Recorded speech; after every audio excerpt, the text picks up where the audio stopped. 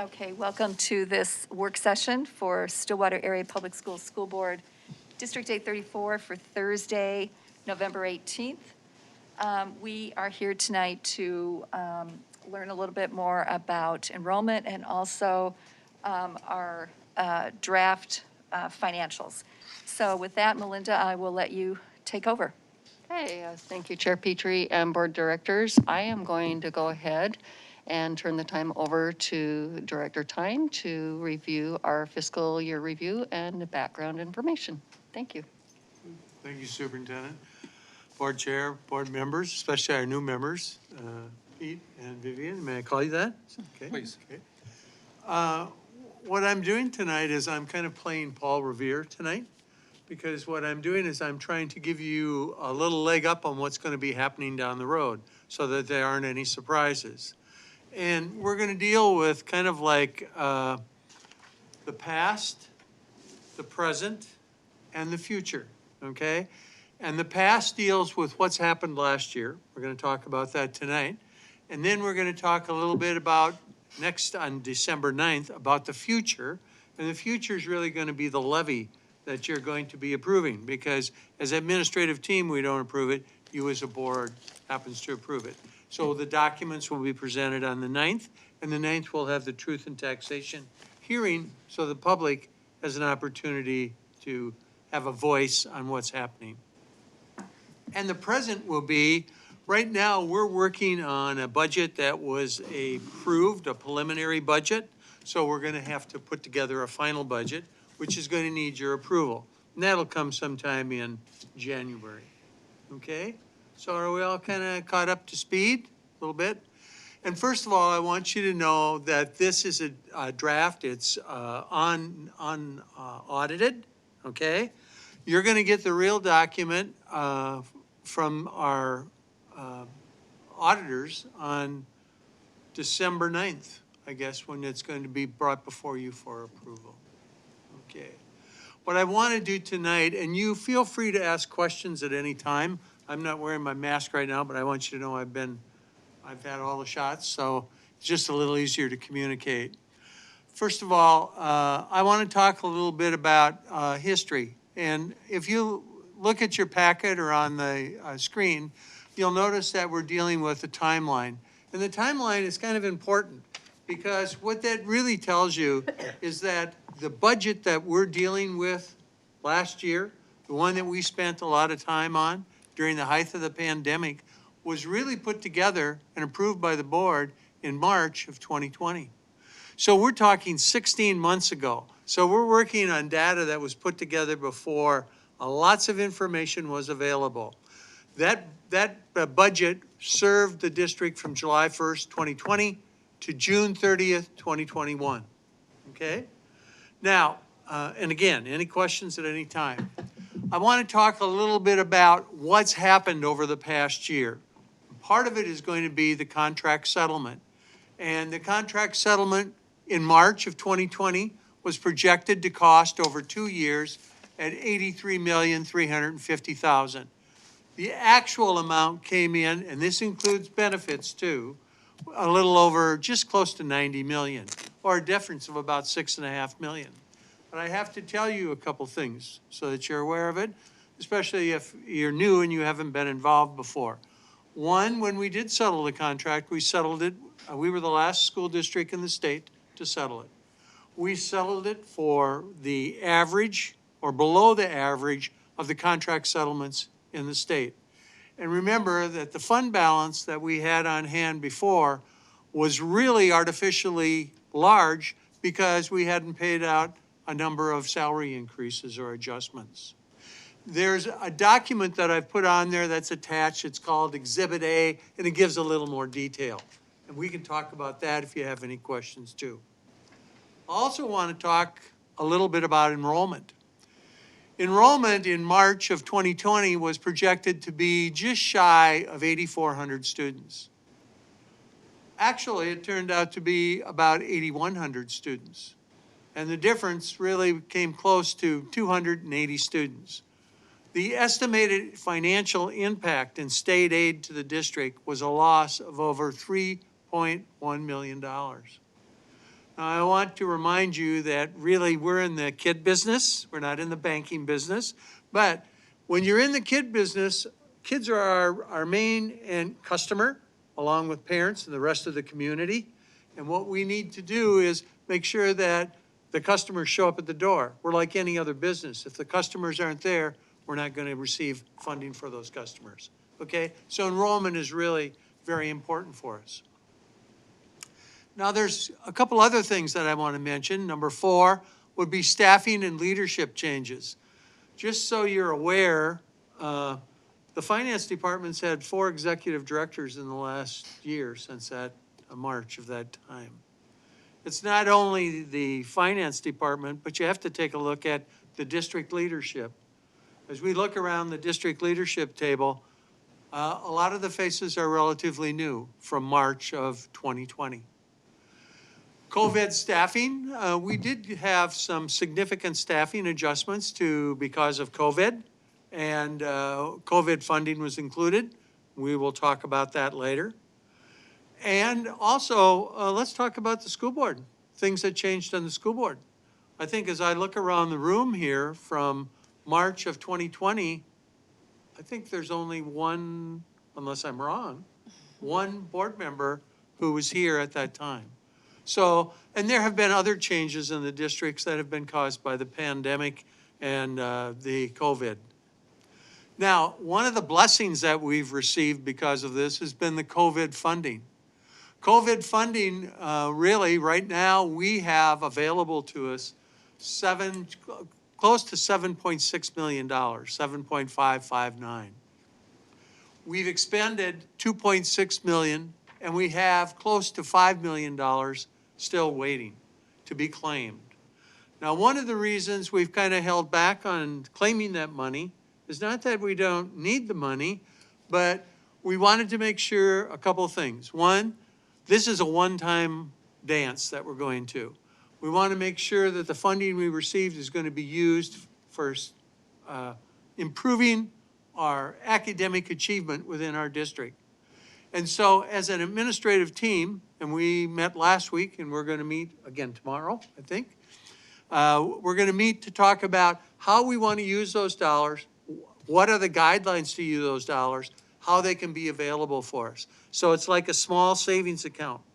There's another reason that we weren't in a hurry to spend those dollars too, and that was because, whether you know it or not, we had an election in November, and we weren't exactly sure how that election was all going to work out. So we wanted to make sure that we protected the district a little bit with retaining some funds there.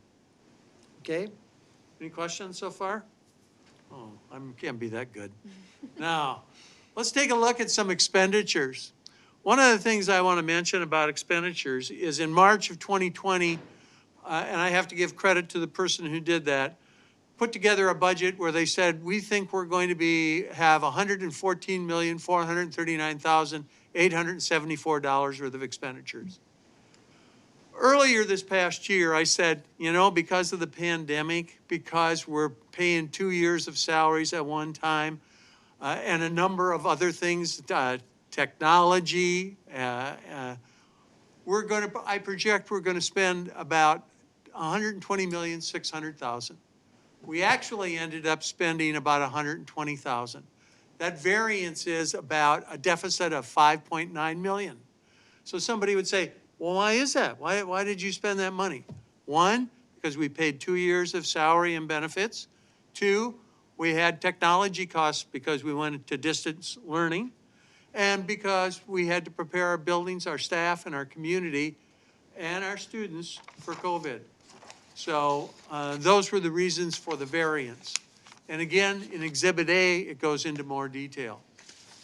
Now, if you take a look at the revenue was projected to be $113,313,211. The projected amount by me earlier this past year was $112,280,000. Excuse me. The actual amount was a little bit more than that and a little bit less than the projected, $113,213,000. The variance was only $99,000, which seems pretty hard to believe. But you have to remember that we lost $3.1 million in state revenue. COVID costs were more than we've claimed, okay? And we've lost a number of fees. You know, a lot of our programs are really based on what we charge people. Example, community ed, or activity fees, or parking fees at the high school. Those things enter in. And that made a real difference too. Now, if you take a look at the general fund, the estimate versus actual, we have the revenue and we have the actual. And that's the difference. And then you take a look at, and that was the estimate, there's CO, which is capital outlay and long-term facility maintenance. And I want to mention one thing about capital outlay. When we get a little farther in this, you're going to see that the fund balance took a little bit of a dive. And I'm going to tell you, there's a couple of reasons for that. One, obviously, we paid for some things that we didn't know were going to happen. We lost some revenue we didn't know were going to happen. Yes? I just have a question. When you said before, we paid 2 years of salary and benefits. But I don't understand that. Like, don't we pay our salary and benefits as we go? Like, how does that work? The increases, we didn't settle our contract. We Oh. were the last school Okay. district in the state. All right. Good question, though. Thank you. I want to mention about capital outlay. Capital outlay really has been pretty successful. We've not only increased the amount of capital outlay we have, we also are in the process of selling some property, which will go into the capital outlay fund. Now, we could have, as a district, taken our capital outlay dollars and boosted our fund balance. We could have done that. And I really argued against that in meetings. And the reason why is because, again, we're going on for a referendum. The last thing we want to do to our public is send a message that we're playing some sort of a shell game, that we're moving money around to make us look better. And so the decision was to say, we're gonna play straight, we're gonna tell it the way it is, and we're gonna let everybody have open view of it. And long-term facility maintenance, you know what that is. It's an amount that we levy each year, and it's not for new, it's for replace or repair and replace, okay? And then the expenditures, we estimated them and they came out actual. There was a slight difference. And then you subtract really the COVID, the capital outlay and the long-term facilities to get a net revenue. Our net revenue was 101 million. Our net expenditures was 107. And then our fund balance, if you move it up just a little bit, comes out about 4.426. Now, we're a little bit different than a lot of districts in that we really have excellent cash flow, okay? So you're saying, well, if you have cash flow, where's it coming from? We have a large capital outlay fund, and we also have a large long-term facility maintenance fund. And notice that the capital outlay is going to be increasing too, okay? So, any questions on that? Okay, Bev, yes. On this chart, I may have missed something, but I'm not quite sure why there are 3 line items here for capital outlay, long-term facility maintenance, and they're all different One numbers. is for the capital outlay that comes in, one is for the capital outlay that goes out, one is the balance of capital outlay. Got it, thank you. Okay, and that's why I put it down there, and also for long-term facility maintenance. But I want to tell you something too about fund balances too. Remember, the fund balance that you had at the start of this fiscal year was inflated because we hadn't paid out compensation to a staff. And so it does skew the percentage or the fund balance. Well, I look at it right now, we're probably about a 4%, right in that area, a little over, 4.3 I thought I calculated it at. But like I said, later on, people would say, well, what are you going to do to correct this, or how are you going to get out of it? In fact, I think that was the superintendent's first question, and she came right to the point.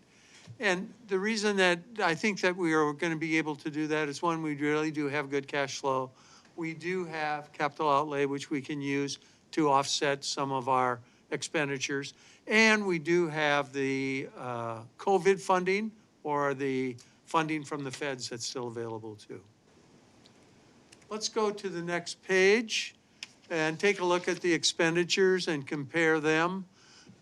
And this also, it tells the difference between, and if we go down a little bit, I'll show you the expenditures and where the difference happens to be.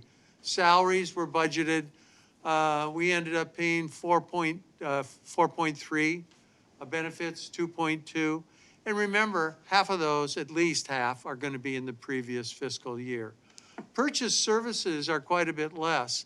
I thought they should be probably in better shape. And the reason that we're not is, I can say it in one word, transportation.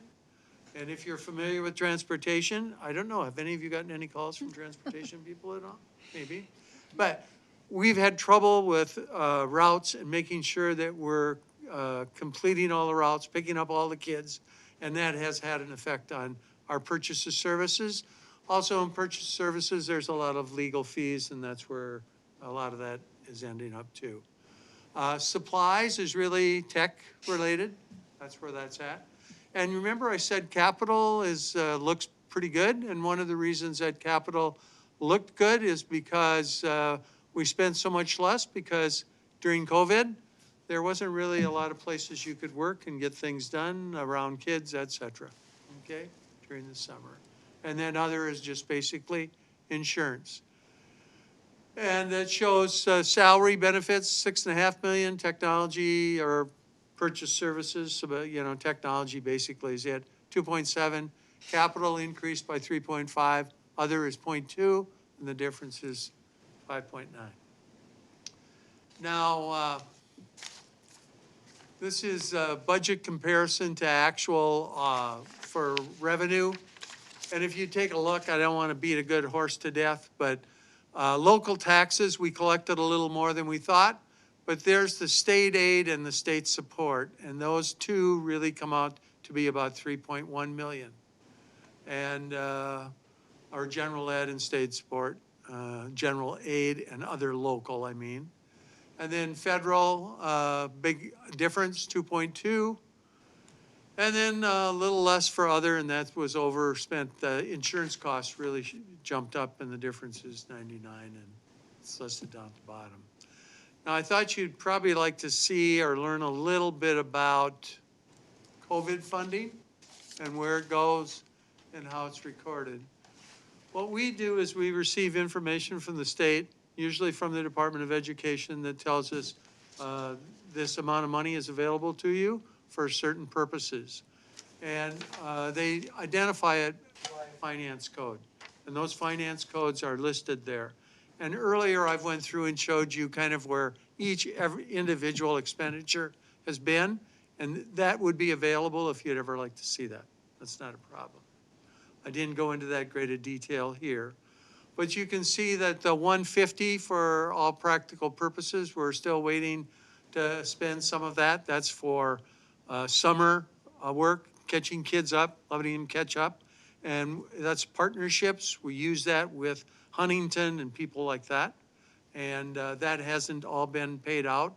And then 151, 152, 153, and 154, those were early in the pandemic. And they were used for a number of things like community ed, food service, staffing, custodial help, COVID supplies, et cetera. And the little bit of amounts that are left are really the ones that went to non-public schools. They've collected their money, we just have to bill them for it. 155 is SR3, and 160 is also, or is SR2, 160 is SR3, and so is 161. Those we're working as a team to decide how we're going to use it. A small portion of 155 is used for summer recoup. And then 170 is for COVID supplies and COVID testing, the majority of it. And 170 is for the loss of student enrollment for a pandemic. So we have 4.9 million that we're going to be able to draw down on.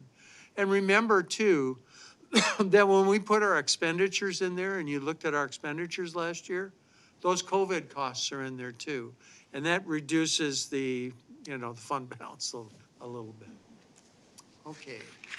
So then the Exhibit D shows where we started, 10.3 because of the audit. And then we go all the way down and we get to the bottom and it shows the actual 4.4 and the difference of about $1 million. So what this was about tonight, really, from my point of view, is to give you a chance to ask some questions and to find out. And remember, there are only good questions. And if you find something that you said, I really didn't want to ask that, but I think I need to know that, don't be afraid to please, I know that the superintendent will direct you to me, and I'll be happy to spend time with each or all of you at any time to make sure you get all the information you need. So the plus is we've got a good capital outlay, good long-term facility maintenance. We've got good cash flow. We've got 5 million, almost 5 million coming from the COVID money, and we're good for cash flow. So I think overall, the board chair asked me, are you nervous about this? And the answer is no. I know that we're going to recoup and we're going to build that fund balance back up and we're going to do it over a period of time. It's kind of like when you got a big ship going down the road, you don't try to just spin it in a top. You take a nice gradual turn and turn it and get it in the right direction, and we will. So, yes. I just had on the enrollment, and I'm wondering, this is more of a question for staff. If I remember, we did a survey with Morris Leatherman on the enrollment loss, the COVID kind of when we dipped and if families were going to come back and at what rate.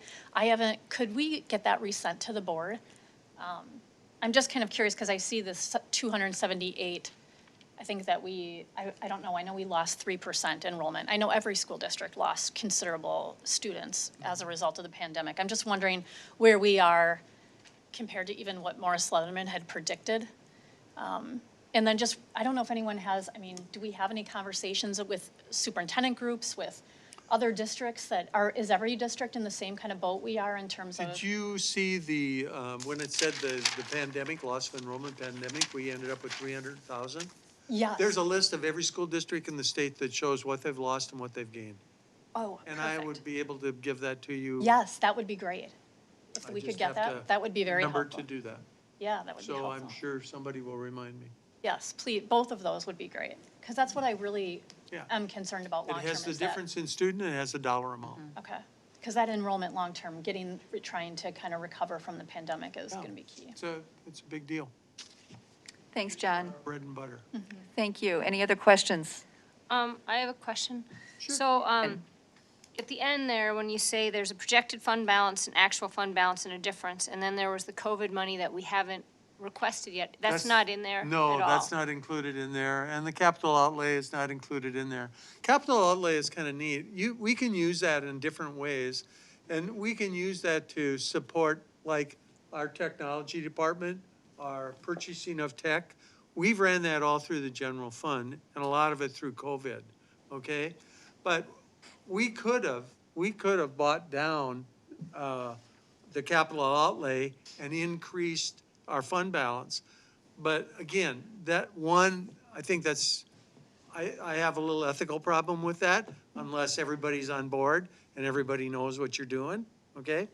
And the other thing is, that's in reserve, and if we do need to do that in the future, this next year, we could do that. Because the tech money won't really start to flow until in 2022, 23, the election. Yeah. Director Ryler, yes, Tina. Thanks. Mine isn't so much about the numbers per se. I think it's more of a direct question to the leadership team, administration.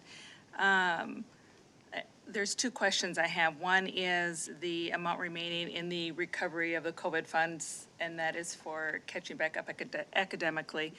And so there's roughly $5 million left to spend in that, right? I got that right? Yeah, 4.9. So one, I'd just like to say, given that we have almost $5 million for funding for this specific purpose, I would like to know what the plans are to spend, and you're spending on this money. We could go in and go full bore with letters or something like that. The other piece to that is, at this point, given that, and this is my personal opinion, that we have $5 million sitting there for academics, we don't need to levy the community for $825,000 for OPEB, because we already have 5 million sitting in the bank. And so I think that would be a relief on the taxpayers, and they would appreciate not levying for those dollars, given the district already has money in their pocket. The other point, I wanted to ask in this, given our loss of enrollment, and that will come to when I'm sure you get up and give yours, but looking at the budget dollars and the loss of income because of a loss of students, and we didn't recover from COVID, at what point does administration come together? And I have been, I've been beating this drum since I started. When are we going to talk and discuss and put a plan forward to attract people back to this district? That's kind of what I want to know. At what point does leadership meet and say, this is what we're going to do, this is what our plan of attack is going to be, and this is how we're going to do better and improve on to make us more attractive? When does that happen? So those are just my two thoughts or questions or. Could I make one correction with that? Yeah. The money's not in the bank, it's in the state's bank. We'd rather get it from the Well, state. you know what I mean. I do, but I just didn't. Because John would probably try to get it right away. So when do you guys meet to discuss those things? First off, the first question about the COVID Yeah. funding, it is meant to be spent on students now. I think the last budget expires in 2023. Is that correct, Director Tyne? Yeah, and I think So- there might even be into 24, but. So this is Is not that right? ongoing. It's meant to Yep. support our students now. So we Right, present. to recover. Yep. Yep. So we're looking at intervention. We're looking at extra para support in classes. We're looking at a lot of different items to support our students. We have the tutoring going on. So if you'd like a detailed report, we can present that at another meeting. I would love a detailed Okay. report as to where that's going. I don't know that it needs to be presented. If you just want to forward it to the board, that is just as well also. Okay. QComp, that is we are one of the very, very few districts that does not have that in place, and that's a lot of embedded PD, and that is ongoing, where this is one time only. Yeah, I know, but we've had a negative, since we've started QComp, our academics have actually gone backwards. And so, at this point, I personally don't see the need, and given the questions and the way in that meeting it went, and we'll discuss that when we come up again, but the purpose of QComp was for the PD, it was to improve academic outcomes. We have money for that now, so I think it would be actually better to alleviate the stress on the taxpayer and use the money we have and just leave the QComp alone, because the board doesn't have any oversight in any of that spending at all. Yeah, and we have a lot of work to do. We do need to roll up our sleeves with academic support, not only with what's happened with the pandemic, but before. And just to remind the board that we did go through 3 cuts during the last run with our referendum, totaling $7 million. And we did cut $850,000 in professional development Yeah. during that time. Yeah, Can I have something that I'd like to ask about. So Vivian, if you Oh. raise your hand and then I'll call on you. I want to be going Okay. forward Yep. as far as we're And moving, then what are we going to do moving forward? Just one quick comment on enrollment, recruitment, and market share. I think the best thing that we can do is to have strong academic support, the social emotional learning, and we have a great district that way, and kids come. There's a lot more research that we can do to go into details. Right, but when do I want to know when you're going to meet. When are you actually going to get together? When does that happen and plan your plan going forward. We do a lot. We do make phone calls, we do communications, and if you'd like a more detailed plan on what we have been doing, we can share that with the board as well. Vivian?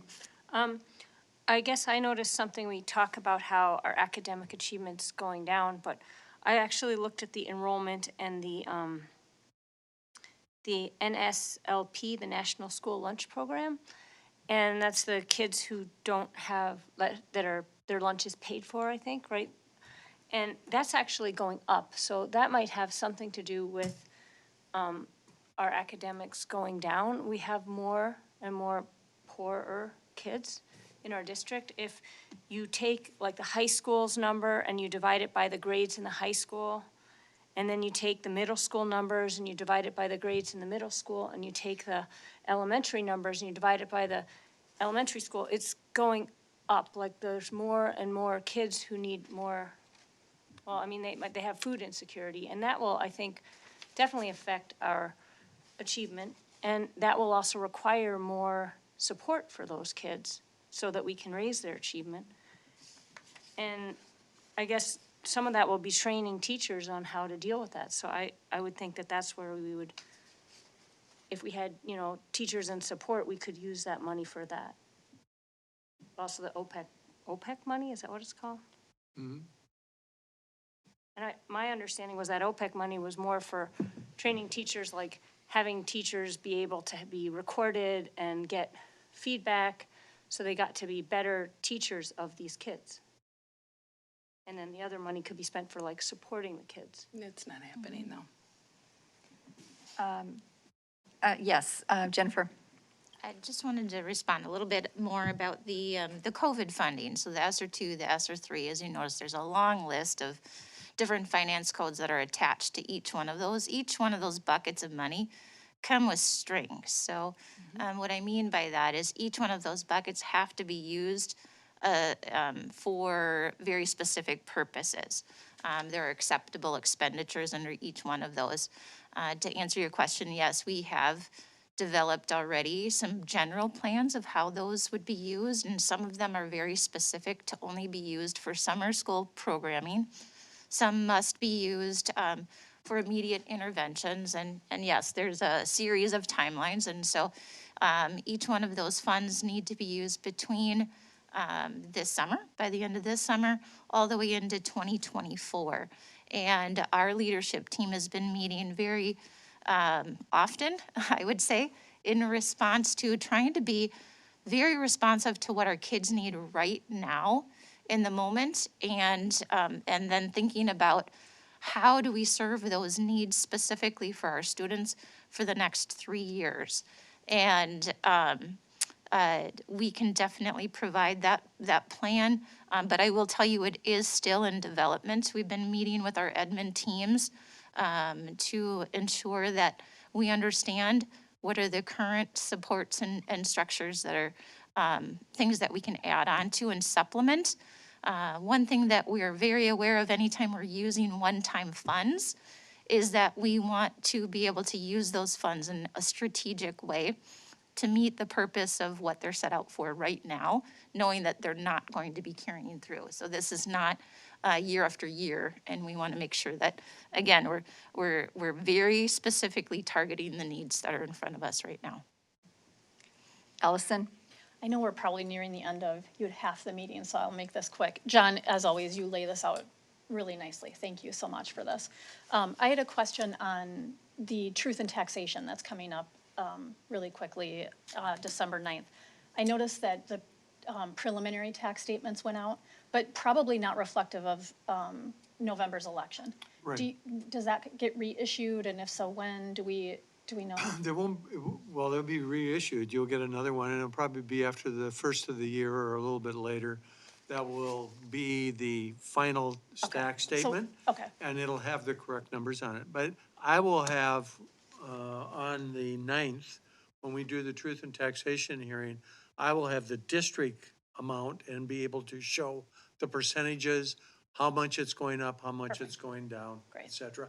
And each individual area and where the board has the authority to change or reduce. You can't increase it, but you can reduce it. Great. Thank you so much. Like I said, this was very helpful, so thank you. Thank you. If you have any questions, then please don't be afraid to get a hold of our superintendent. She'll direct you to it. I'd be happy to spend time with you. It's probably not interesting to you, but it's interesting to me. Thank you. Okay, any other questions on that before we move on to enrollment? Yes, Vivian. Okay, so the truth in taxation statements, I remember talking to you about, there's some non-voter approved levies, and you said most of them are already included in that truth in taxation statement, like they were decided upon last year. So is there anything that's not in that truth in taxation statement That you that we'll got, be voting on? Because you just, like, from what you everything will said. be included when you, on December 9th, I'll have all of the information from the state. In fact, it just showed up yesterday. So we're putting it together. But the document you received is not Right. current, With the voter approved. that the Right. voter Thank you. approved. Thank you. Very helpful, John. Okay, thank you. So, John, are you going to be talking about enrollment? I am. I'm here to Great. speak to you about enrollment tonight. Bear with me. I haven't done an enrollment report for a district before, so this is my first try out of the gates. I think everybody knows we've talked quite a bit about the migration to Power School from Skyward. And of course, that changes the way we track data a little bit. And so I know in meeting with you all, there's been some things in the past reports that folks have been interested in that we haven't really been able to produce yet. I'm hoping that this is a new starting point for our enrollment report for the district, and that we will continue to grow this report to make sure we're giving the board really that information on who's in our schools and what their learning needs are from year to year to help you with the decision-making and your role as board members, as well as make sure the community knows what's going on in our schools. So there's two pieces to enrollment. There's what's happened in the past and what's happening in the future. And so enrollment reports and looking at our system and often looking back 5 years or 10 years gives a historical perspective. And I really want to point out that when we're looking at that historical perspective, it tends to be really good at telling us what happened, but not always a good predictor of what's going to happen. And an example I might give is if you looked at this year's numbers for Anderson, you'd see an enrollment increase. It might tell you that Anderson's numbers are increasing dramatically. But we started an online program at Anderson, and so their alt enrollments went up in order to facilitate that online program. It doesn't mean that there's housing and birth rates at the Anderson school causing that. So we do periodically hire demographic studies that help us understand the future trend data. And so at the beginning of this report, what we are looking at are numbers from the demographic study that was completed this summer by TeamWorks. I included a number of pages to give a little bit of an idea of where our enrollment is going, and then we'll back up to where it is today. And so you can see that they're predicting a growth in our 0 to 4-year-olds. So we would anticipate that that's going to demonstrate itself in an increase to our future kindergarten classes. And this is data going back to 2010. And so you can also see the enrollment decline that we've had from kindergarten through around 9th grade there with the 5.2% decline. And we'll talk a little bit more about that decline as well. In terms of housing trends, there is housing growth and increase in housing costs. And so that has some implications for enrollment. I'm not an expert in this housing data, but I know that there's a mix of townhomes, homes that produce families, and a lot of senior housing. And so you'll notice when you look at the district's numbers that there's a lot of growth that doesn't produce kids as well. This speaks to that quite a bit. You can see the enrollment decline of 3.6% from 2010, which it took me a minute to understand this, but how can you have enrollment decline when you have cohort survival rates that actually show growth? And what this really points to is that cohorts have been getting smaller and smaller, but when kids start with us, they stay with us. So the cohorts survive, but their size has shrunk. Facility utilization stays around 90% of optimal capacity. So that's our target enrollment numbers in classrooms and schools. And this might be what a lot of people look to this sort of data for, is what is our capture rate? And so 72% of district residents choose our schools and 28% don't. 1.5% of our enrollment actually comes from outside of the district. Most of those kids coming from North St. Paul, Maplewood currently. And so where do our kids go? Charter schools, private schools, or they open and roll out. And so this is just the top. Obviously, there's dozens of places that people can choose. There are a lot of choices in the valley. But the most of the kids in our school district that don't go to our school district are attending St. Croix Prep, St. Croix Catholic, or open enrolling to Matamidi, and then a number also down to South Washington. And then we also have a pretty high homeschool rate here, I think, which we estimate at 301 students. And so that brings us to out of demographic study and into what do our enrollment numbers look like. Our K-12 plus, this is all of our elementary, middle, and high schools, comes out to 8,024 students. So that recognizes our pandemic drop of around 350 students over the last few years.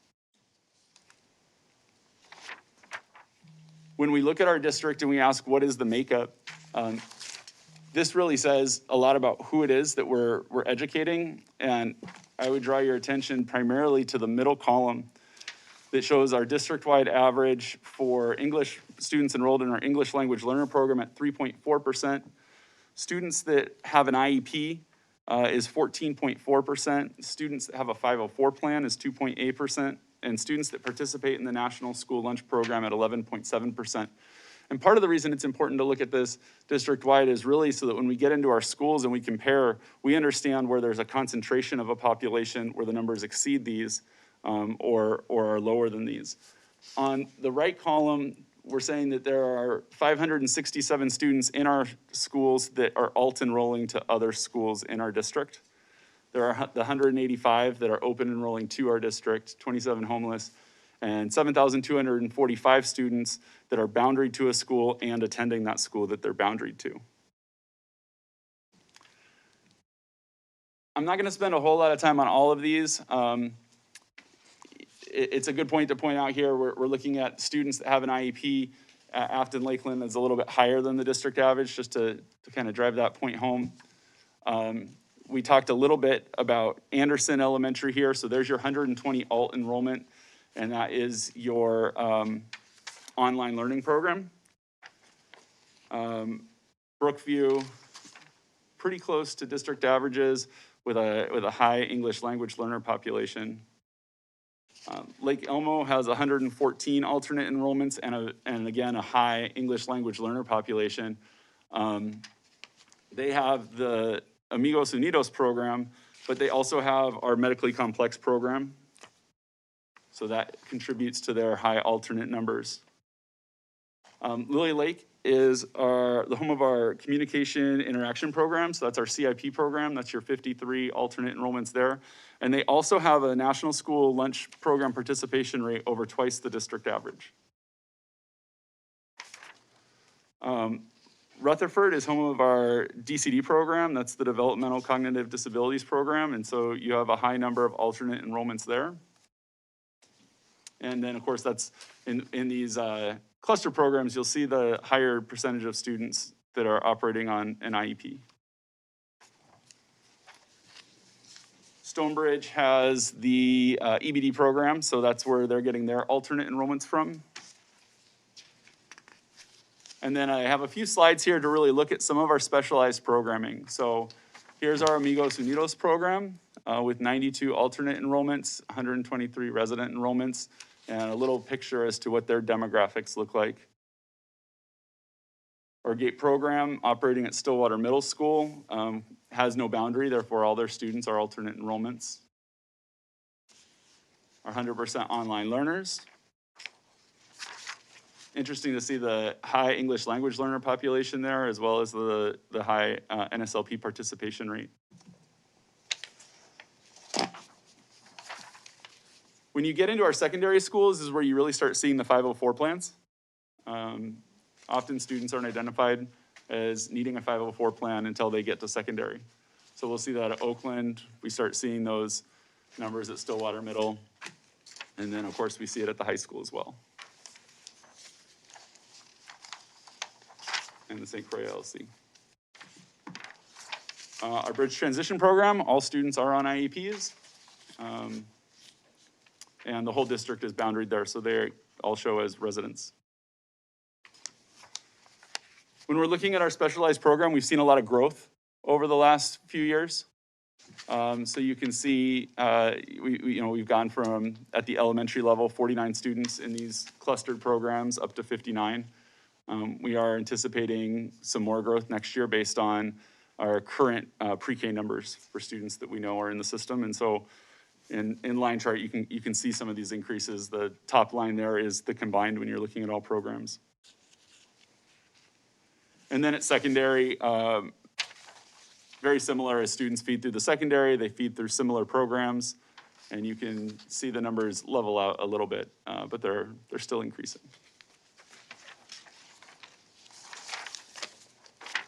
This is a report that should be familiar. These lines, these bands that run diagonally, those are your cohorts. And so you can kind of see what's been happening with cohort survival since 2007. And this is where you can demonstrate that those cohorts are strong, but smaller than they've been. And so that kind of gets back to validating what the demographic study found. In terms of the preschool numbers at the bottom there, we're still seeing lower preschool enrollments due to COVID, though they are back up a little bit, and I think that's affected our retention rate.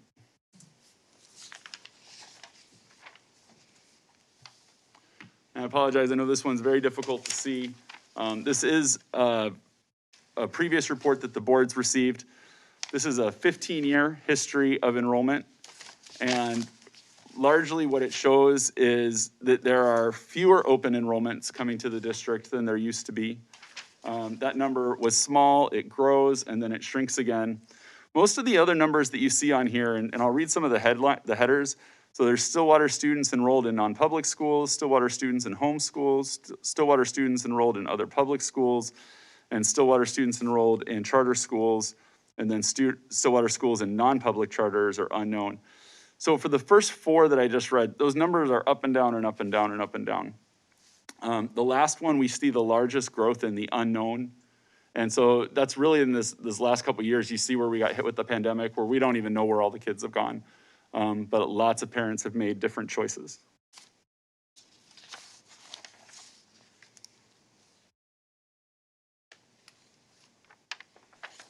And so that's where our enrollment has brought us this year. And hopefully this gives a good picture of who's in our buildings and what kind of supports they need.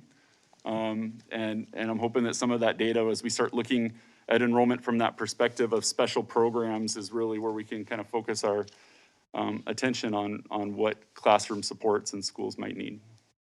I'd be happy to answer any questions that I can. Thanks, John. Thanks for that report. Really appreciate it.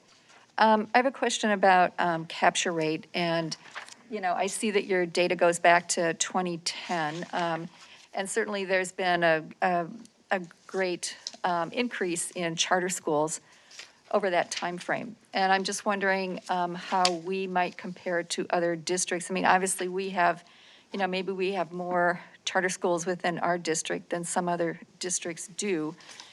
Can we get any sense about how that capture rate compares with other districts in the metro area? So I don't know off the top of my head. It's something I can ask about. But again, I'll reiterate what I said earlier. There's a lot of choices in the Valley. And we do have data, pages of the report that I didn't bring, that really show that when you have a charter or a competing school, it is a magnet in that neighborhood around there. So it's not just about having the choices in the Valley, but when those choices are close to where families live, there is a much higher rate of families that opt to make that choice. Okay, thank you. Allison?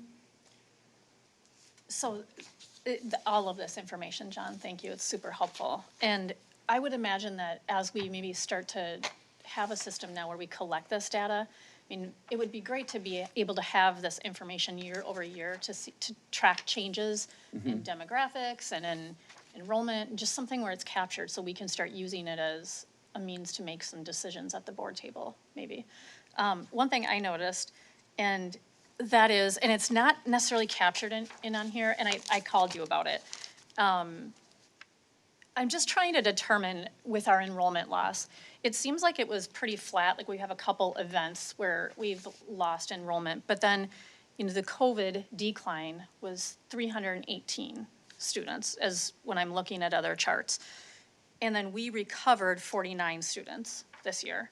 So we're still down 269 from COVID. So that, when I'm looking, would that be, would you take out that 269? I guess, does our number for the decline, is it impacted by a main event? Is it skewed, maybe? Like where it's maybe a little more stable than it looks because of COVID, that we had that huge drop? So I would say that our numbers have been fairly stable, that Yeah. the population around the district has been shifting, but that our enrollment numbers have been pretty consistent. I would just emphasize that we're still in COVID. Yes. And we still have families making decisions based on COVID. And so it's hard for me to say what we've really lost and who's coming back to make those kind of judgments at this time. As we know, the case rates are still very high. And when we look at our kindergarten and preschool enrollments, we can tell that parents are still making cautious decisions about when to send their kids to school. So in general, I feel like enrollment's been stable, but you know, that's to each person, I think, to interpret the numbers a little bit. Yeah, I mean, I'm just looking at the numbers on your back page, and it just seems like that COVID number hit us significantly. And you're right, it still is. Tina? Thank you. You did a very nice job. I like my report.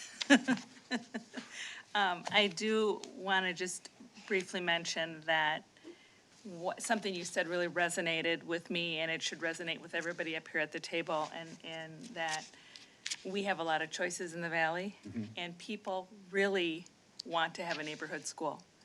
And so I think it's really important in the boundary decisions and things moving forward that we really, really think strongly about how we manage that, because we don't want to force another situation where we're going to end up losing more students. I want to attract people to this district, and I really want to implore all of the administrative staff to come together and formulate a plan on how we're going to be an attractant to the community moving forward and to communities outside of our own. So that's all. But, and like I said, good job. Everything I needed was in here. Katie? Thanks.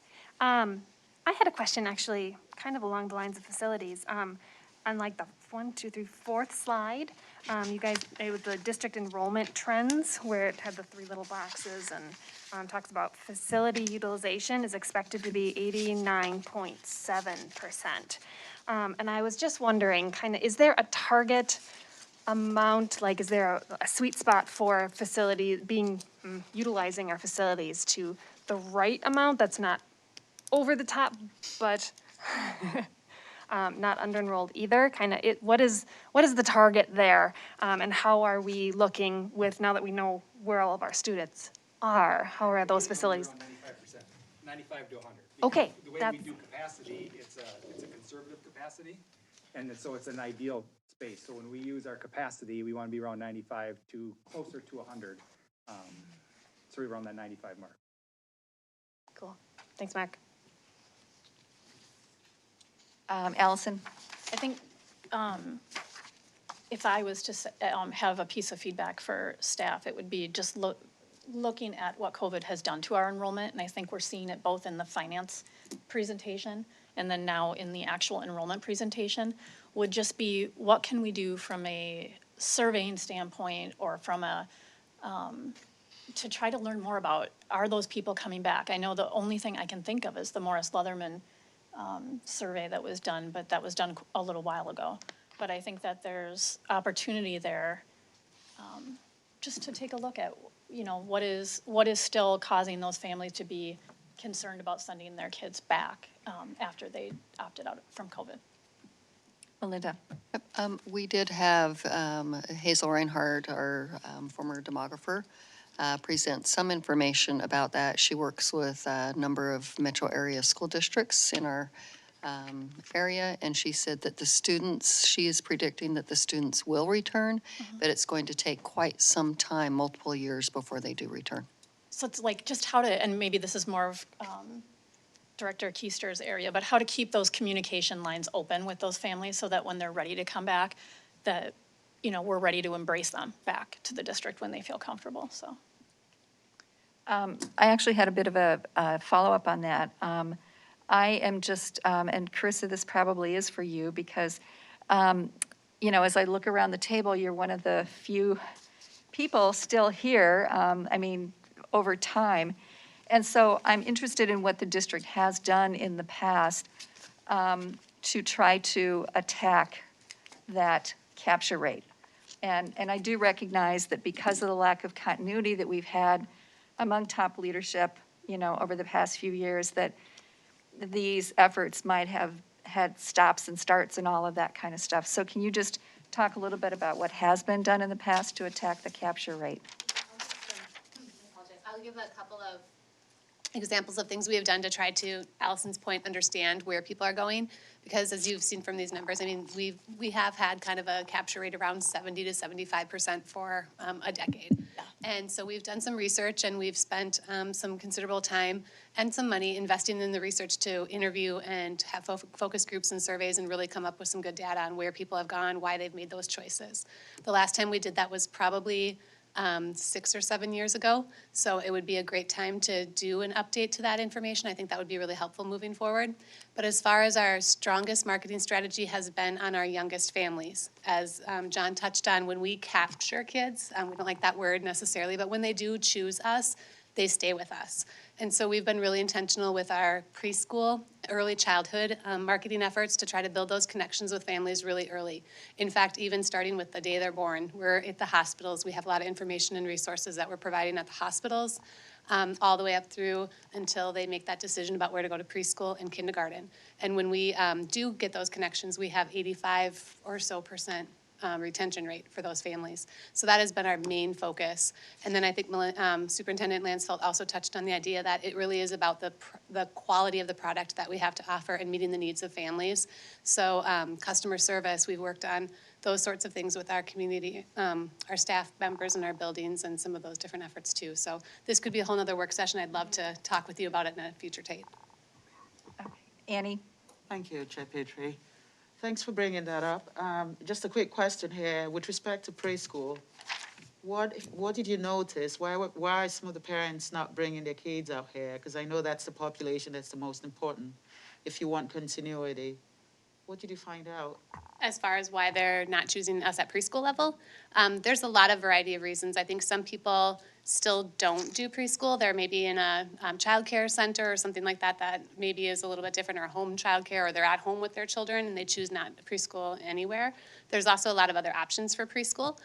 Some people choose the private option, religious-based, different types of options that families have. So it's the same thing. There's a lot of competition. There's a lot of different reasons why people choose what they choose. When I would emphasize pre-pandemic, our preschools were generally full before the sun came up, and there were waiting lists at pretty much all sites. So another really important feature. There are some places where there just isn't enough preschool availability for families. Okay, thank you. Tina? I just want to touch a little bit on, I know we've talked a lot about COVID-related issues of why people are choosing, maybe not to attend or come back. But I think there's more at play than just COVID. Right now, we're in a very divisive political statement across the nation within our education system. And besides, the issues of illness, I think we're talking about mandates and masking children and requiring shots.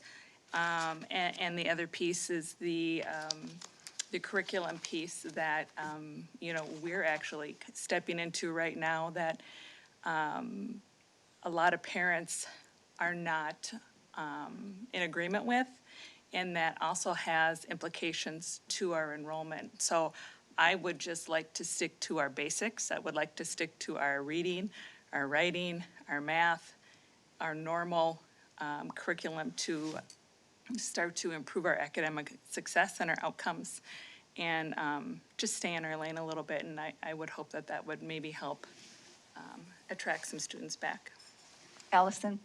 I just want to, and correct me if I'm wrong, Superintendent Lansfeld or Dr. Cherry, if a parent in our community has a question on curriculum, what is the process for them to come ask questions, look at curriculum, look at enrollment, so we can kind of squash some of those concerns? Can you explain that process for the community to hear?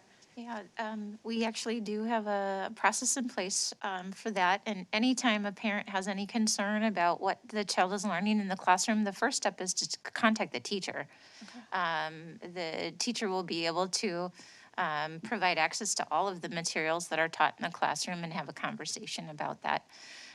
If there are specific questions about district-wide curriculum decisions, we can also address those questions in our Office of Teaching and Learning, provide access to any of the materials or answer the curriculum questions that parents may have.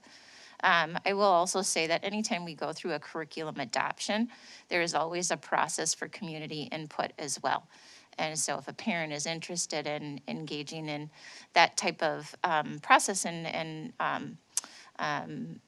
we would love to have that extra voice on And any we of do those have a couple curricular reviews. curriculum right around the corner, right? We do. We're right in the middle of our new science standards, and a lot of those changes are coming forward in the near term. And then in the future, we'll also be looking at social studies and math. And so it's a constant cycle of review. Thank you. Okay, well, if we don't have any more questions on enrollment, we will bring this work session to an end. Do people need okay, we'll take a 5-minute break here before we start our business meeting. Thank you.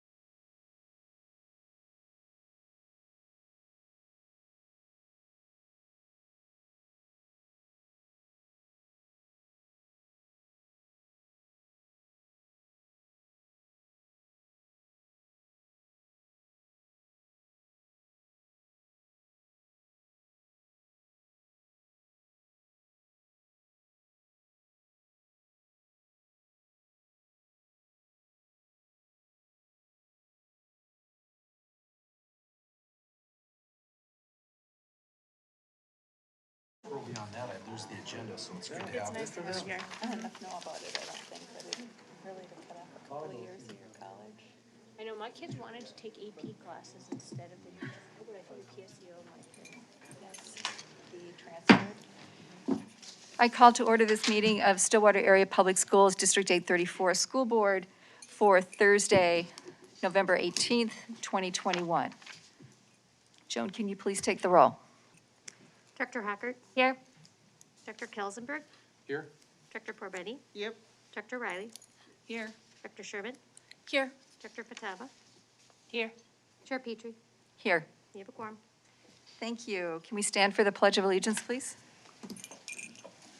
I pledge Allegiance to the flag of the United States of America and to the republic for which it stands, one nation, under God, indivisible, with liberty and justice for all.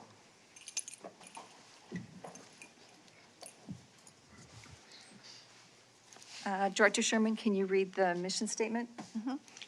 The mission of Stillwater Area Public Schools, in partnership with students, family, and community, is to develop curious individuals who are active and engaged leaders in an ever-changing world by challenging all students as they travel along their personalized learning pathways.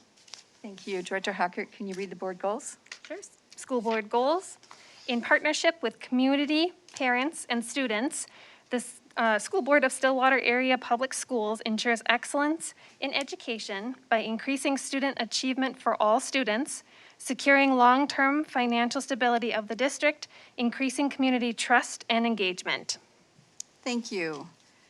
Can I get a motion to approve the agenda? Director Parbaney, is there a second? Director Sherman. All those in favor of approving the agenda, raise your hand and say aye. Aye. Those opposed? Motion passes. Next on our agenda is the oath of office. We are delighted to welcome 2 new members to our group tonight. It is an honor that you were selected to guide the education of our community's children.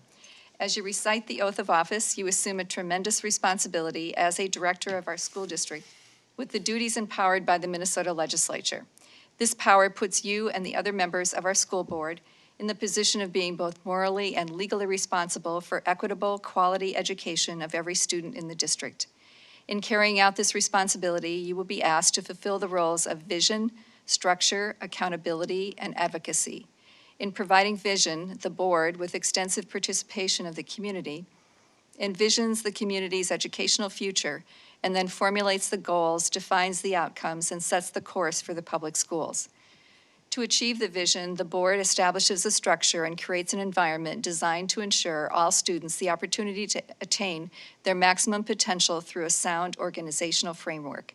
Because as a board, we must be accountable to the community, we must ensure a continuous assessment of student achievement and all conditions affecting the education of our children. As board members, we serve as education's key advocate on behalf of students and our community schools to advance the vision for our schools. Furthermore, we must strive to work together with the superintendent and staff to lead the district toward fulfilling the vision we have created, fostering excellence for every student in the areas of academic skills and knowledge, citizenship, and personal development. Pete Kelsenberg and Vivian Vadova, would you please raise your hand? And I think, why don't you just repeat after me? Sure. Having signed the acceptance of office and oath of office, Having signed the acceptance of office and oath of office, I hereby publicly affirm my commitment to the oath of office. I hereby publicly affirm my commitment to the oath of office.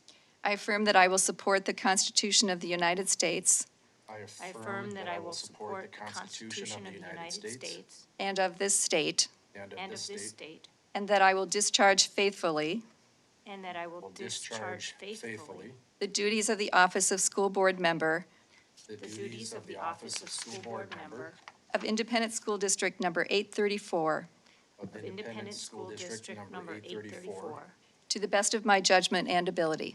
to the best of my judgment and ability. So, welcome to the board.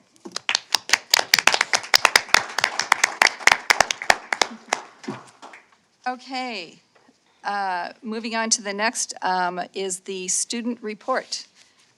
So, We have just one person here tonight.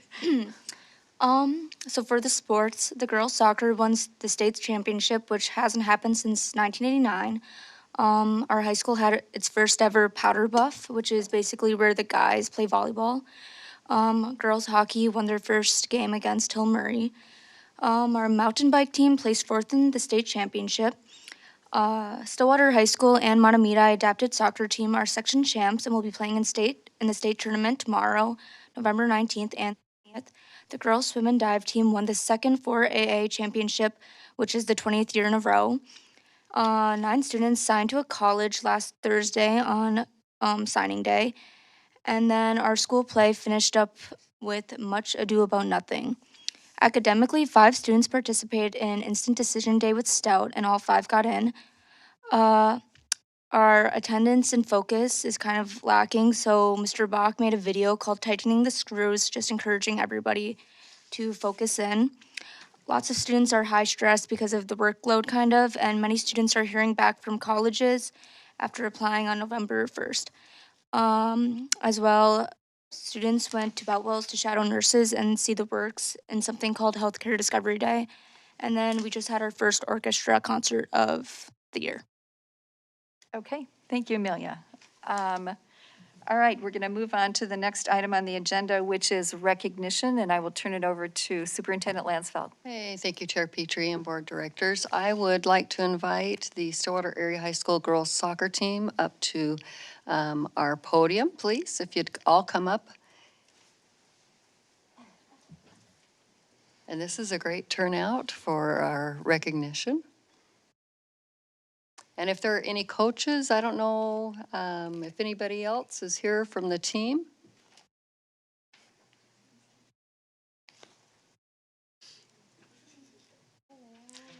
Thank you. All right, what I would like to do is first off, congratulate the girls soccer team for taking state. And did I hear that right? Since 1989? Oh my, 1998. Okay, 1998. So that is quite an accomplishment. I used to ref soccer years and years ago, so I know how much time and effort you put into that. Not an easy sport to play, but congratulations to you. And we have Coach Mike Huber, we have Dusty Dennis, and Sean Nelson. So thank you so much. And if the girls, can you just quickly come up and just say, let us know your name, your grade, and your favorite position to play. Okay, my name's Hadley Johnson. I'm a senior and I'm the goalie. My name's Marissa Bonilla. I'm a senior and I am a forward. My name is Maya Notch. I'm a senior and I'm a midfielder. I'm Nora Wilsek. I'm a senior and I'm a defender. I'm Alice DeVly. I'm a junior and a forward. I'm Grace Kleppe. I'm a senior and I'm a defender.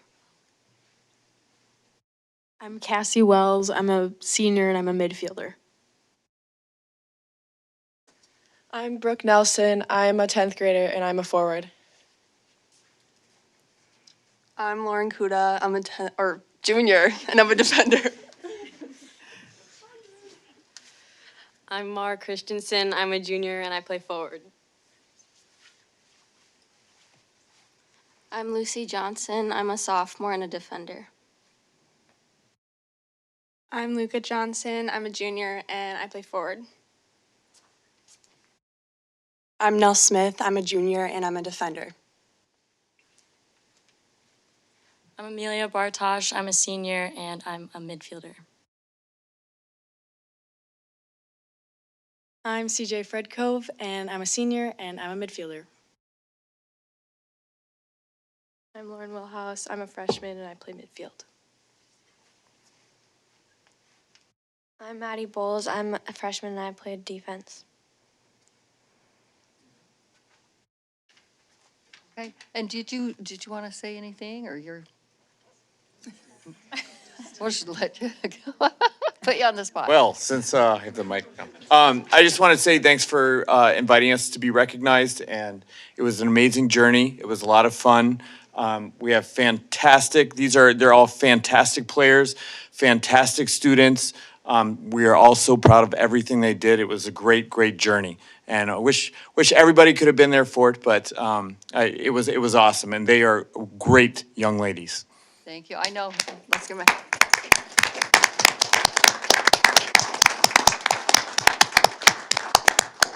I know Principal Bach was at the game, and he was calling me right after the game, and he was very animated and excited and thrilled that you were able to take that state championship. And I've had a number of these young ladies at elementary schools, and they're all grown up. So this is neat to see what they've been able to accomplish.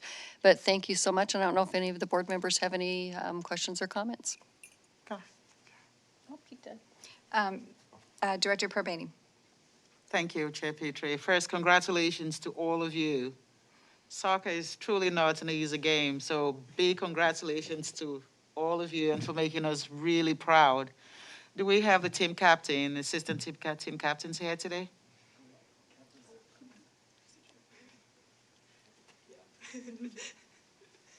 You want to say something on behalf of your team? I am really proud of this team and how hard we worked throughout the season. You know, the journey, when we first started the year, we didn't really know what was going to happen, but we just came together and we played really hard, and I'm really proud of these girls. Yeah, I mean, pretty much the same thing. We're just really proud to have won for our community and former teammates and coaches and everyone. But yeah, overall, just super proud of the team, and it was a super exciting experience. Again, the same thing, super proud of the team, thankful for our coaches and the parents and all supporters, and super happy that we won. Well, you keep saying proud, and I just want to say that we in this district are so proud of you. And this is what Pony Pride is all about. And we just really want to thank you for bringing this championship to this community. We are just absolutely delighted by it. So thank you. Director Kelsenberg. Yeah, I find it interesting regarding Stillwater sports is you said you haven't won the championship since 1998, which is like 23 years. And we're kind of explaining away 23 years. There's a lot more schools in our state than 23 who have never won the championship. Yet it's like we kind of expect it. And so I'm proud of that Stillwater sports has the expectation that we're going to get to this level. Thanks. Thank you.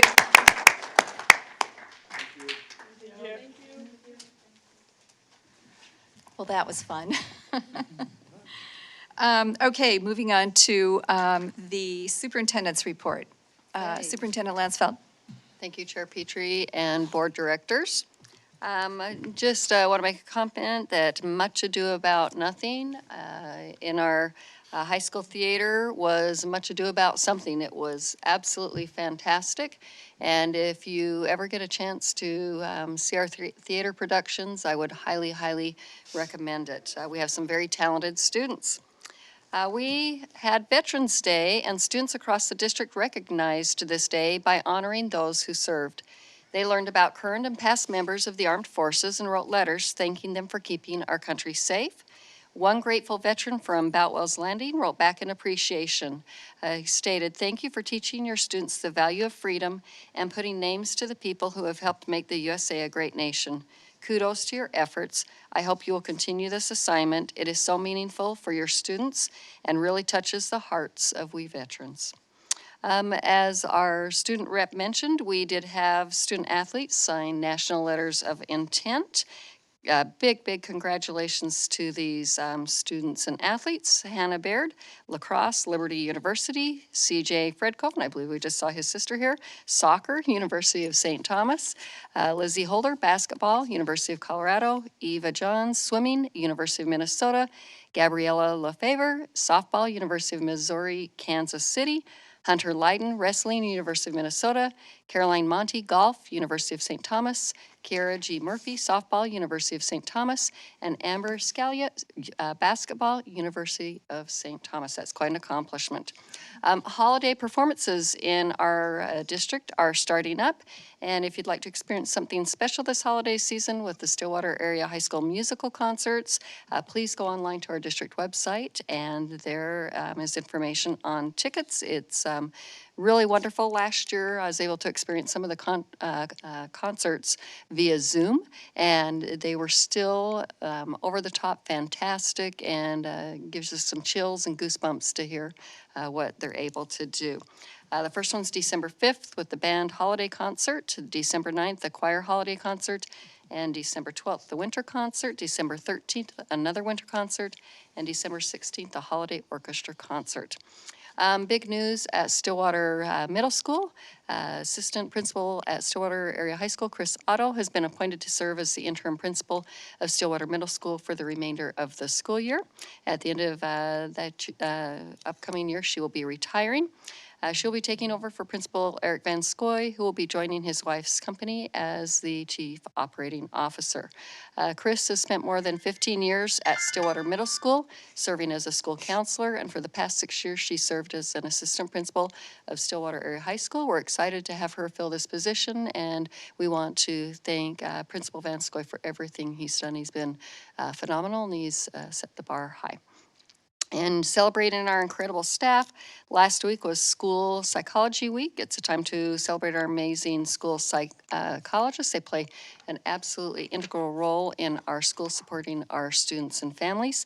And Substitute Appreciation Day is coming up on November 18th. And substitutes, as we know, especially during a pandemic, are absolutely invaluable in allowing us to support our kids and our staff and keep our schools running each and every day. As it was mentioned earlier, we do have the adapted soccer big state final games this weekend. I have my ticket for tomorrow night. Excited to see that, and the great accomplishment for them, as well as the girls swim and dive team. And a big congratulations to our mountain biking team for the state championships as well. Okay, thank you very much. We're going to move on to the consent agenda next. I don't have a board chair report today. The consent agenda, A is minutes of November 4th business meeting. B is minutes of November 9th special meeting.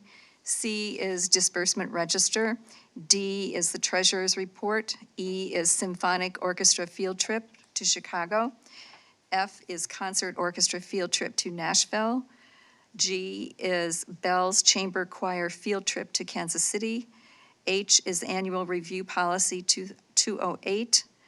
I is identify official with authority for MDE, and J is the human resources personnel report. Director Riley. I'd like to pull A, please. A? Yes. Okay. Anyone else?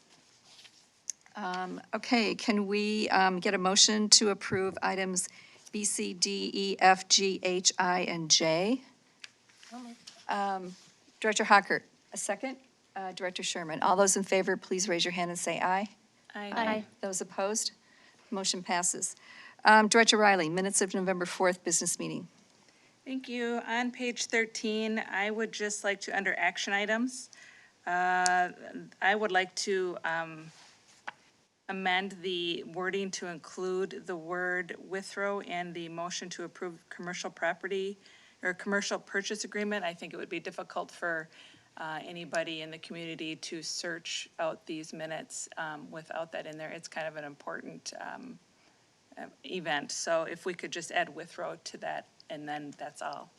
That's all I'm looking for. So page 13, under which item are you talking about now? Under? Action item. Action items, okay. B. Under B.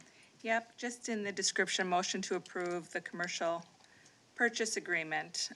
Maybe add Withrow to that, the Withrow purchase agreement, or. All right, so you want to amend the minutes then? You have a motion to amend the minutes, correct? Yes. Is there a second? I'll second. Director Sherman. Discussion? Director Hockert. Just a quick clarification. Is there a reason why we didn't add the name Withrow originally in I believe this is how it's been done in the past with past properties. But I have no Do you have any opposition to it. I have objections? no concerns about that. Okay, I think we were just following past practice. okay, thank you. And Director Riley, you just thought it would be useful for searching purposes for the future. Is that kind of what you're Community thinking? members, taxpayers, yes. Okay, all right. Any other discussion? Okay, all those in favor, please raise your hand and say aye. Aye. Those opposed? Okay, motion passes unanimously. And that was on the amendment, so now we are going to move to approve that item. The minutes of November 4th, Director Riley, do you want to make that motion? So moved. Is there a second? Director Sherman? All those in favor, please raise your hand and say aye. Aye. Those opposed? Okay, motion passes. Thank you very much. All right, moving on to the action items. We have property purchase agreement. Superintendent Lansfeld. Hey, Chair Petrie and Board Directors. The current property is a 3.72 acre piece of land that was donated to the district 10 years ago. A few years ago, the district looked at and explored the land as a possibility for the new early childhood building and bus garage, but the land has 2 power line poles in the middle of the property.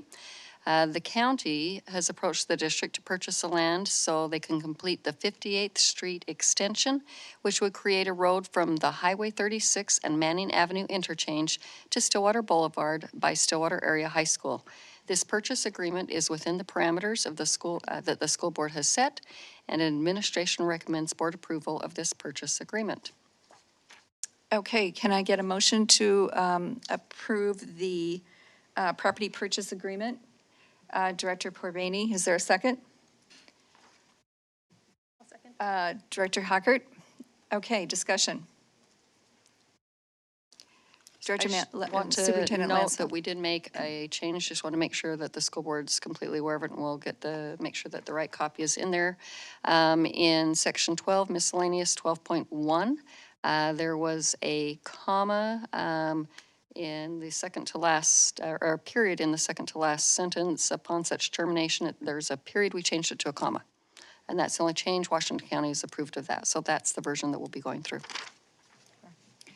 Okay, is there any discussion on this purchase agreement?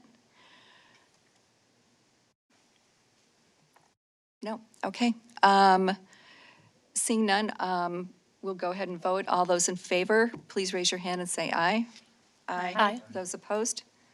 Okay, motion passes unanimously. We're moving on to reports now. The first one is attendance boundary final recommendations. Mr. Drummer-Hassan. Good evening, Chair Petrie and members of the board. Tonight I'm here to share the final recommendations from the Boundary Committee. As we go through these presentations, the recommendation is very similar to the initial recommendations of moving all 3 recommendations previously forward without any changes.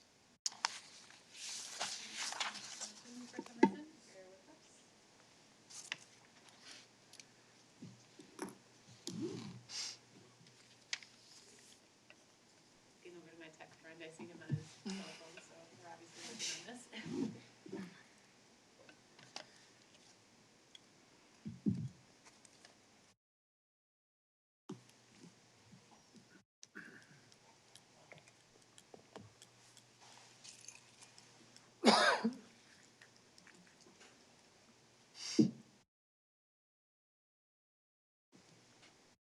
Chair, would you like me to keep going or just wait for the screen to come up?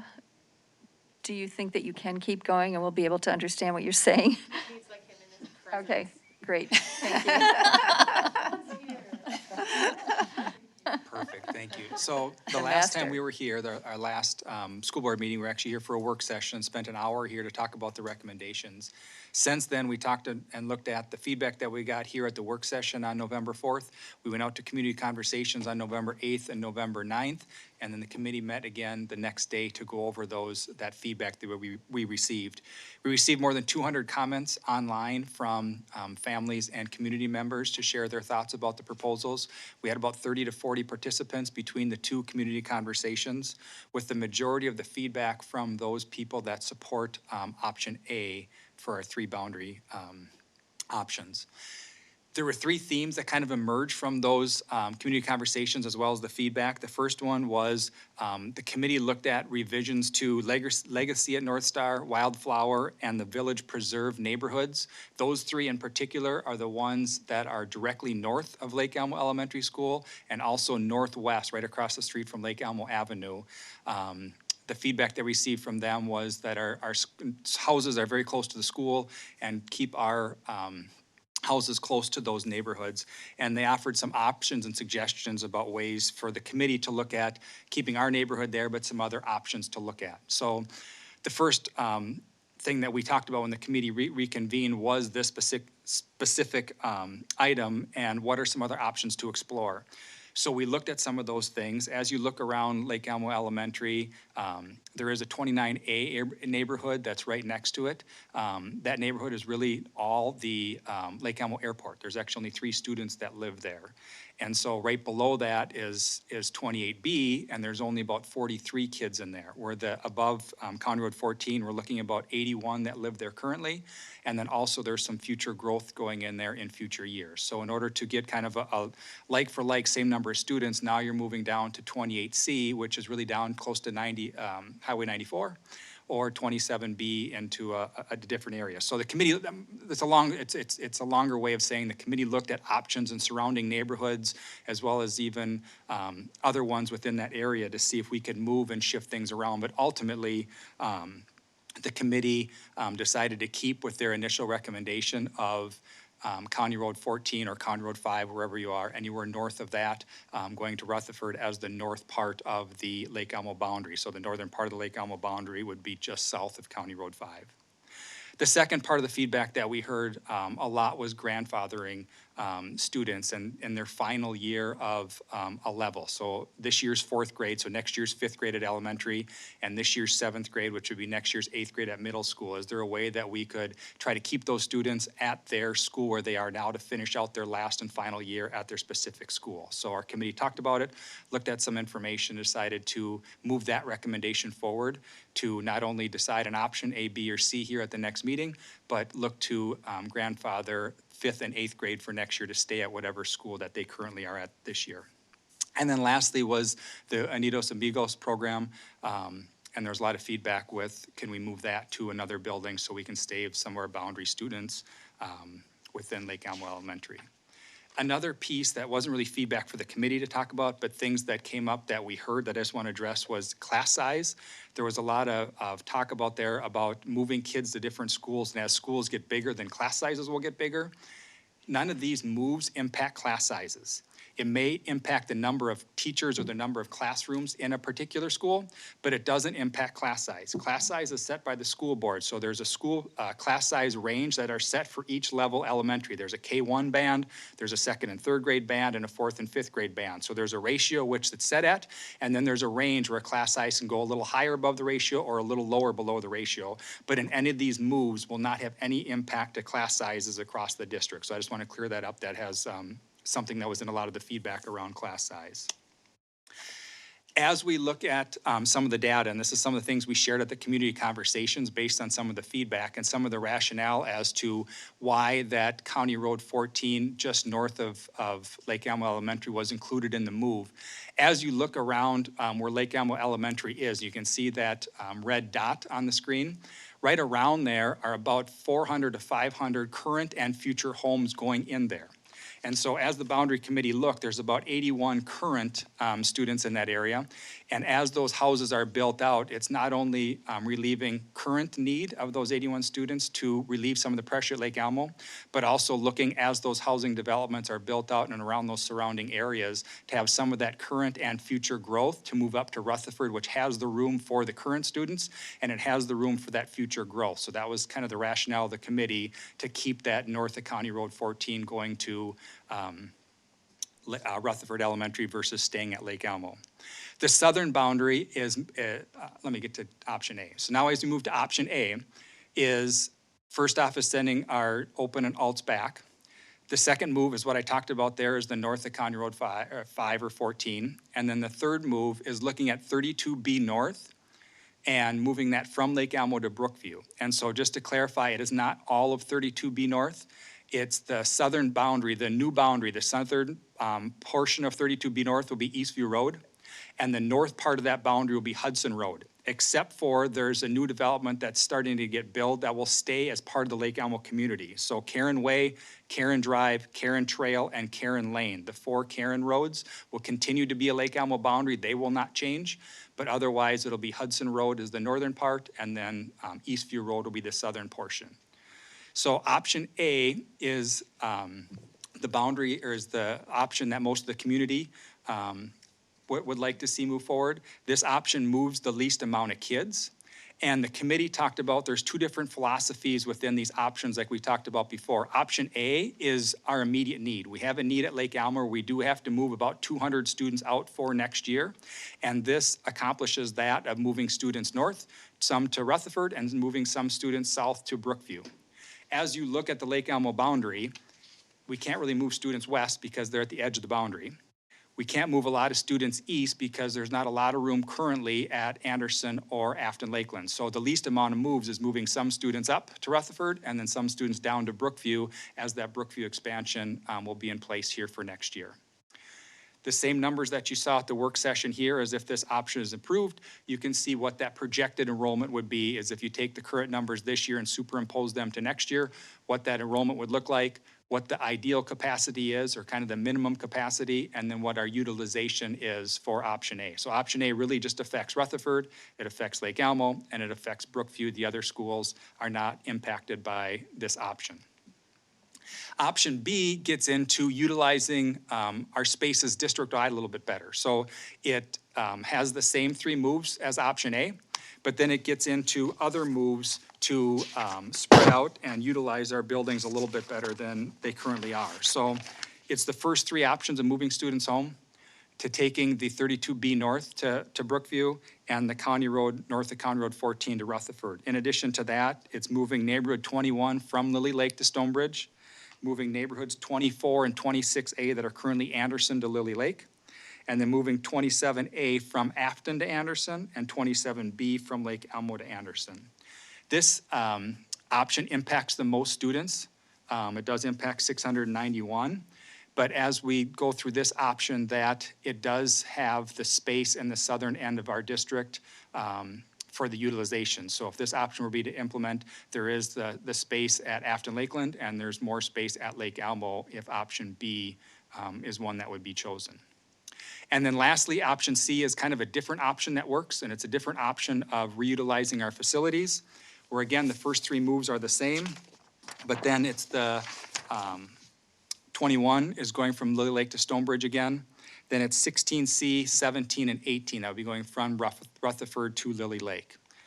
In this option, it does have our spaces full at a nice spot, except for Rutherford, where Rutherford is down around 65% of the facility. So as we look at our summary of options, option A moves the least amount of people and really addresses the current need to alleviate some of the pressure at Lake Elmo Elementary and addresses that need only. Option B addresses that need at Lake Elmo and then utilizes our facilities and moves students around to have our spaces a little more full from a capacity standpoint than they currently are now, and has a little more room in the southern end of our district. Option C does similar to option B, where it moves around and utilizes our facilities, except the space isn't in the southern end of the district. The space is in the middle to northern area in the Rutherford attendance boundary. So those are the difference between options A, B, and C, which I'm sure we'll talk about here in a second. And then lastly is, how does this impact middle schools? Because first you have to set the elementary school boundary, and then once the elementary school boundary is set, then you look at, okay, how do those changes now relate to a middle school feeder? And the committee was very adamant about keeping the middle school feeders as long as we can. So in options A and C, you can see the Oakland and or the middle schools, I have the same numbers. Option B is a little bit different in terms of Oakland having a little less capacity than Stillwater. So that would be the impact on the middle school feeder. And then lastly, I just want to say thank you to the Boundary Committee. It's a great group of people. There's great collaboration, there's great discussion, and there's hard discussions, because right here we're talking about numbers, but behind each of these numbers are students, Behind each of these numbers are families, behind each of these numbers are school communities, that no matter what option we choose, A, B, or C, that students, families, and school communities are gonna be impacted. And boundary changes are not easy, and they're hard, but we had a meeting with our principals and our school leaders here earlier in this week about how can we make these transitions as smooth as we can. So once these boundary decisions are decided, how do we welcome those new students into their new school communities? And we're working on a communication plan and a way to welcome those families here this spring in anticipation for next school year. So with that, I'll open it up to questions and anything that you have, Chair Petrie. Okay, thank you very much. That was a great presentation, and also my thanks as well to the folks who served on the Boundary Committee. That's tough work, and it can be a little bit thankless sometimes. So we truly appreciate the efforts that they put into it. Is this recommendation of option A, is that something that administration also recommends? That's correct. And the administration as well as the boundary committee. At the very end, the first time you asked and you said, are you ready for recommendation? We are not. At the last meeting, we talked through all the options, and right before we left, we talked to everybody, and we decided that we wanted to have a committee vote and a committee to see that we want to move one forward. And so the committee decided that A would be the option that they suggest to move forward. Okay, thank you. Questions? Director Sherman. If you could, Mark, and I'd spoke to you about this because I think some of my concern is, and some of the feedback, I went to both, as the liaison, I went to both listening sessions, and I mean, I feel bad, we've been here before, and if we had the same conversation when people really close to Brookview couldn't attend right away. And now we're looking at Lake Elmo, and it's really hard. I mean, to tell these families, you can literally see the school, and it's motivation for me to kind of find some long-term solutions as a board, because we have the density and we can support schools in this area, and we need to do better. But now we have this decision that needs to be made for next year. I heard a lot of families that said, please be sensitive to moving the fewest number of kids because of COVID. That was a couple families, especially on the second night, that they really wanted the board to know that we've been through heck and back, and we're still in it. And if we could find a way to impact the least number for now, just for student mental health, families are dealing with a lot. So that was one thing.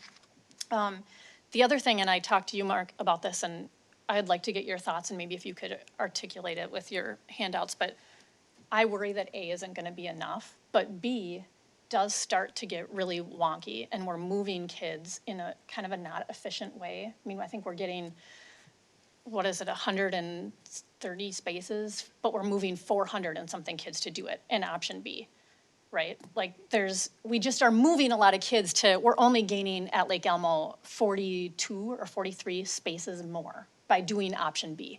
Option B gives us, 40 additional spots at Lake Elmo. Really, the space is at Afton Lakeland. So one of the things as I was looking, hearing all the feedback was A and B and C and looking at everything, where A is really embedded into each option. So could the board look at it as there's A, and then we could do B, but almost look at it as like an A1 or an A plus, where when we get to that point, if we haven't, passed a bond or done something to address facilities where the growth is occurring, that we could take action on just the 5 additional steps on B, and I forget how many on C, but do that. And then we could also trigger the middle school. We could do the same thing, take advantage of B. We wouldn't be moving people twice in doing that. So if I'm hearing you right, it's A is in all of them. So if we approve A this time around, we can still do. We could still do B and C at a future time, yes. If we have to, if we haven't found permanent solutions for. Correct. If we're looking 3-5 years out, I don't want to say that we're going to obviously do B 5 years from now because we don't know what our. Right. Right. We could use that as a starting point, but I would like to get the committee back together at that point to say, okay, right now we were thinking A, here's the options that we were looking at. then bring the committee back together, look at those options of B. Is that still the way that we want to make the moves? Or depending at that point in time, there may be other moves depending on where enrollment and housing and all those trends come through. Then we may look at some different options. But yes, B could be a starting point for future boundary changes down the road, yes. Right. I think it's just more of, and I guess, just from my observation on the boundary committee, is just that how can we move the least number of kids really appeal to people given COVID and the timing and everything that's going on right now? That was a priority. Director Riley. Thanks. I like that, you know, they kind of went for the least number of students impacted with this movement. I'm still gonna push for moving Spanish immersion to this building. And the reason that being is that part of the, you know, the reason that I was told, or that I have understood the reason that is in Lake Elmo is because it was supposed to be dual immersion. And that is where the majority of the native speakers are, but the program just doesn't align with those, you know, those requirements, really, because we're at 21%, what do we have, 21% native speaking in the program right now? And then,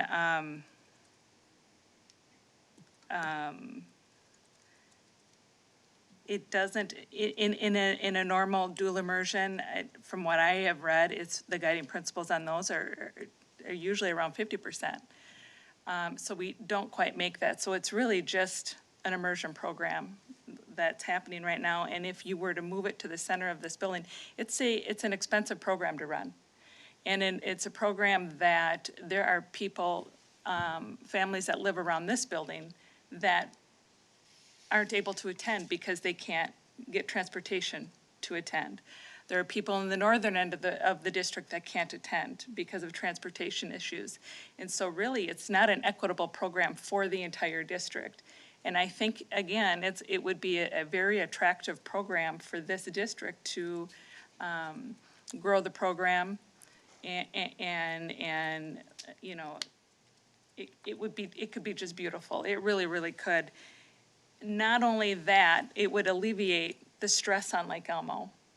And it would also alleviate, or could alleviate, the stress on Oakland. And, you know, depending on where the program goes, you don't necessarily have to cut out at sixth grade, right? You could continue the immersion program here in this building as they, you know, get up into junior high or middle school. And then as they enter into high school, I mean, there are so many other options for the Spanish part with college and the schools and you know, PSEO options and things to really make that an awesome program. So I really wish we would take the time to factor that. I know the community wishes we would take the time in. I've gotten a lot of emails. There's been a lot of feedback on that within the learning sessions or the boundary work in itself. So I really would like to see us take a look at that, and I think it would be the one of the smartest things to do as far as moving students and families and growing and attracting and using our buildings and spaces wisely and impacting less families right around Lake Elmo and you know, letting them attend their neighborhood schools, as we heard earlier, how when we move kids away from their neighborhood schools, they have a tendency to find other alternatives. So I don't want to see that happen, so. So I just want to clarify for the community that we have a guiding change document that we worked on, and I think it was approved unanimously, and it was, and the charge to the advisory group was to use existing space. I think Director Riley has some really good questions about the Amigos Unidos program. And we are going to be discussing those in January, along with the discussion of other specialized programs that we have. But for right now, we are tasked with choosing one of these options that the group brought before us, because I'm sure that I'm not alone in thinking that we don't want to start this process all over again. So I have a question about the alternate and open enrolled students. What happens with those students? So once they go back to their neighborhood school, do they have the opportunity to then try to get back into the school that they were in? And what is the process for that? I mean, because you're going to have to protect in some way, you're going to have to protect the, the cap that you want at those schools. And some of them are pretty full now after option A goes through. So that's why December 9th is kind of our target date for a decision on this, because the key date for open and alt enrollments is January 15th. And I can't say January 15th enough, because January 15th is the deadline for anybody who wants to apply for an open or an alternate application into the school for next year. So the difference between the two are, alternate enrollment means that you live within our district boundary and you go to a school other than you're assigned for. For instance, if I live in the Rutherford attendance area and I want to go to, I don't know, Anderson, that means if I live in Rutherford, I have a spot in Rutherford, but I don't have a spot in Anderson, but I want my child to go there. So I have to fill out an alternate application before January 15th. And the reason I say before that is anybody who sends it in before January 15th, whether you do it on December 10th or you do it on January 14th, it doesn't matter. You're all considered in that top tier. Anything after January 15th, your time, date, and stamped and in order of when you turn in your application in terms of where you are in the wait list. An open enrollment student means I live outside of the district. I live in South Washington. I live in Hastings. I live in Forest Lake, wherever. And I want to enroll into a school here. So alternate and open is either you're in the district or out of the district. So if you get moved, so I currently want my kid to go to Anderson, but I live in Rutherford, I'll make sure that application is filled out before January 15th and turn that into the enrollment office. Then after January 15th, if there's students that apply, it's by building, by grade level. So every single building, every single grade level, we look at how many applications are in. If there's more than one, that we hold a lottery to see who's first on the wait list, second on the wait list, and so forth. So for every grade level and every school, we hold a lottery to create a wait list for possibly look at getting back into that school. Then after staffing is done, and we look at the way the staffing looks for next year, if there's room in a section, so you take every single grade level or every single section in every single building, if there's room to add students, we will. And in some cases, they're going to be, and in some cases, there may not. And so if there's room, and we're not gonna add students right up to the number, because you want to save a little bit of wiggle room in case there's boundaried students that move into that area, that you want to make sure that you create enough room for those students to come in so you don't add another section by some of these moves. But if there's room, then we will allow the families to come in. But from a family standpoint, it is per child basis. So I just want to be clear that if you have 3 kids, a first, a third, and a 5th grader, there is a chance that your 3rd grader may get accepted back into the school, but your 1st grader and 5th grader may not. So that would be a family choice thing. Okay, do we want to stay at 2 schools? Do we don't? However that wants to look. But it is a per child, per school basis in terms of our open and alternate application forms after that January 15th deadline. Thank you. Director Sherman. I just wanted to, I have 2 questions, but just one comment. I do, and you can speak to it certainly, Director Drummerhausen. The Amigos Unidos was looked at. I just want to go really quick touch base on this. It was looked at in the scope of the boundary change document, which to your point did not authorize new spending. It authorized looking at existing space. One suggestion was making Anderson the home for Amigos Unidos, but it was not a well-liked option because it literally moved everyone at Anderson out. So it was not in line with moving few kids. And then, Director Drummerhausen, also, I think you looked at moving the program, like, and again, it's really hard because there is no plan to move this program. There's the whole educational component of it that is not there. And so, but if you just looked at it as a numbers, moving it to Rutherford would then move the 200 and something kids from Lake Elmo into Rutherford, but then it would also trigger boundary changes for Rutherford families and the domino effect for those families. So it also, in fact, moved more kids, more students, And I don't know if you would want to add to that, but that was my observation. Well, yeah, it's kind of twofold. The program needs 12 classrooms. Currently, there is no elementary school that has 12 open spaces that you could just pick up the program and move it if you wanted to.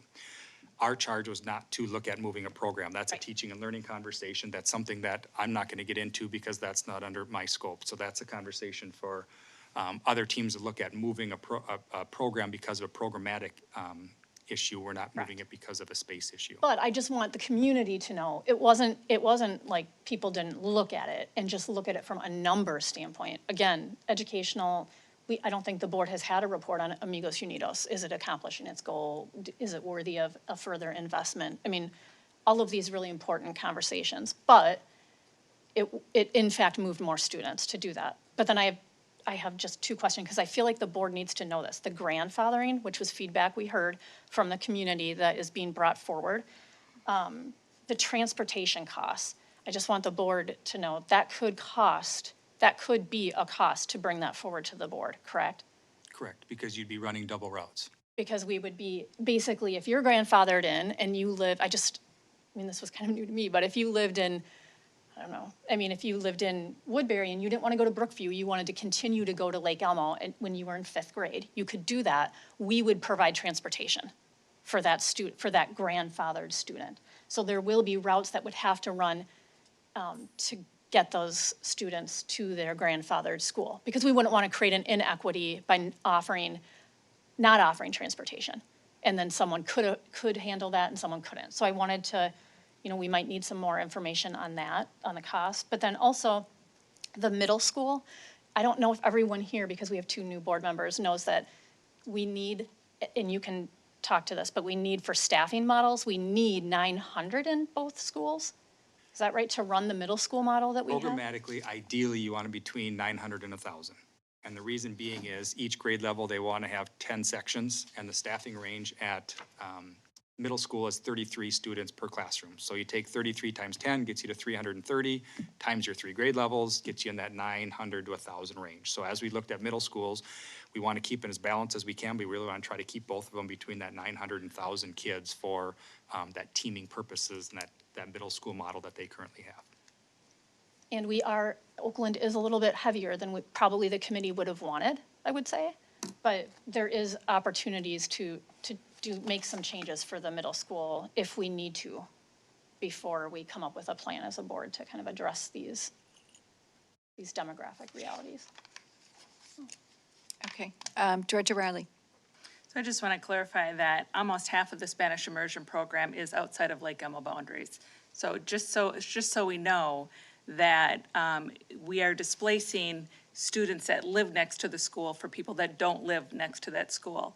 And that is important. And I'm going to say that we can be creative with our administration when we're talking about operating a school. You can transfer administrators, you can do all kinds of things creatively without increasing expense in operating. We already have administration at this building, and you can shift, you can do all kinds of things if you wanted to. And to tell me and this community that this is not existing space, I don't buy it. That will never pass. I mean, literally, you haven't sold it yet. So you've been successful in other measures, but this building's still here, and this is existing space, so. Director Vadova. I actually did ask this question about moving it here, and I got some good answers. So one of the reasons that it didn't make sense to move the Amigos program here was all of the updates to this building that would need to happen for things that have been taken out of the building. And it ended up costing, and transportation, it ended up costing something like $6 million more. And then also a lot of the staff that's at Lake Elmo that helps the Spanish community, there's still, a lot of the people wouldn't want to move here, so they were staying there, so then the whole program would decrease, and those people, the support people, would still be needed at Lake Elmo. So it actually would be extremely expensive to move the program. That's what the whole, like, the work session that I reviewed showed. Yeah, no, I disagree 100%. Director Huckert. Thank you. this whole process has been fascinating to kind of follow and extremely difficult. Very, very complex problem solving. Coming into it, I really was anticipating that there would be a strong push to really use all of our space, to really use every last seat throughout the district. And looking at the process and what that actually entails in how many kids we actually are moving to fill those seats and still coming a little bit under that full, like what you said, like 95 to 100% capacity, even with moving for B, what was it, over 400 kids to fill 130 seats or whatever. That to me was really eye-opening in how many kids we need to move. And then where I've evolved is looking at the placement of our schools and how the placement of our schools is really impacting our boundaries. And looking at Lake Elmo is the perfect example. In all three of these options, the building is now going to be boundaried outside, like the actual physical building is in the Rutherford boundary, which parents have responded to us like, what the heck? Why is that happening? And it's kind of shocking that's the position that we are in with our facility placement in our district. And kind of coming full circle in this, looking at the growth that is slated for the Lake Elmo boundary and the western part of the district and the southern part of the district, and even with adding on to Brookview, which definitely is helping the situation, but it is not fully alleviating the situation. I guess what I'm getting around to is looking at option A that gets us kind of the most bang for our buck in the present moment by moving the fewest kids right now, but looking at the growth and if we want to continue that trend of trying not to disrupt our families and keeping them as close to their neighborhood schools as possible. To me, option A is not going to last super long. And what I can see coming up on the horizon is really the need for more space, more physical buildings in the south to really address the population growth and to impact the rest of the district in the least drastic way possible. So I guess my big question is, if we do go with the suggestion from the boundary committee, which seems to be A, what are we looking at in terms of how long is that going to get us? It's hard to put a year on it. I mean, because right now you talk about lead times on materials, how quickly our houses can be built out, all those sorts of things are really up in the air right now. So it's hard to give a number to say it's going to be 3 years, it's going to be 2, it's going to be 5.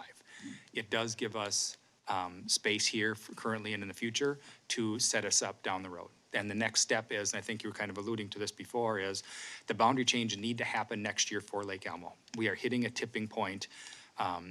Principal Gordy has done a magnificent job in that space and that building of creating classroom spaces as the population has grown with the number of students and as well as the Unidos Amigos program has grown. Next year, we're adding 2 more classrooms, so we're moving it up to 5th grade. So with the growth of the building and 1 more grade, so you take 2 more classrooms out, we've hit a tipping point at that building where we just physically have to do something with boundaries. And that's why we're here today of looking at boundaries. With that being said, as we implement boundaries, then it's bringing the CDT back together at some point and looking at our current boundaries. What does the projections look like for after we're reboundaried? What does the projections look like for each building in terms of growth in the next 10, 20 years? And then looking at that, how does that impact Lake Elmo? How does that impact Oakland Middle School? And then setting up a facility plan of what of our spaces and buildings district-wide look like moving forward. Director Sherman. And I don't want to put words in Director Hocker's mouth, but I think that's what I'm constantly debating between option A and B personally, because I don't want to be back here again.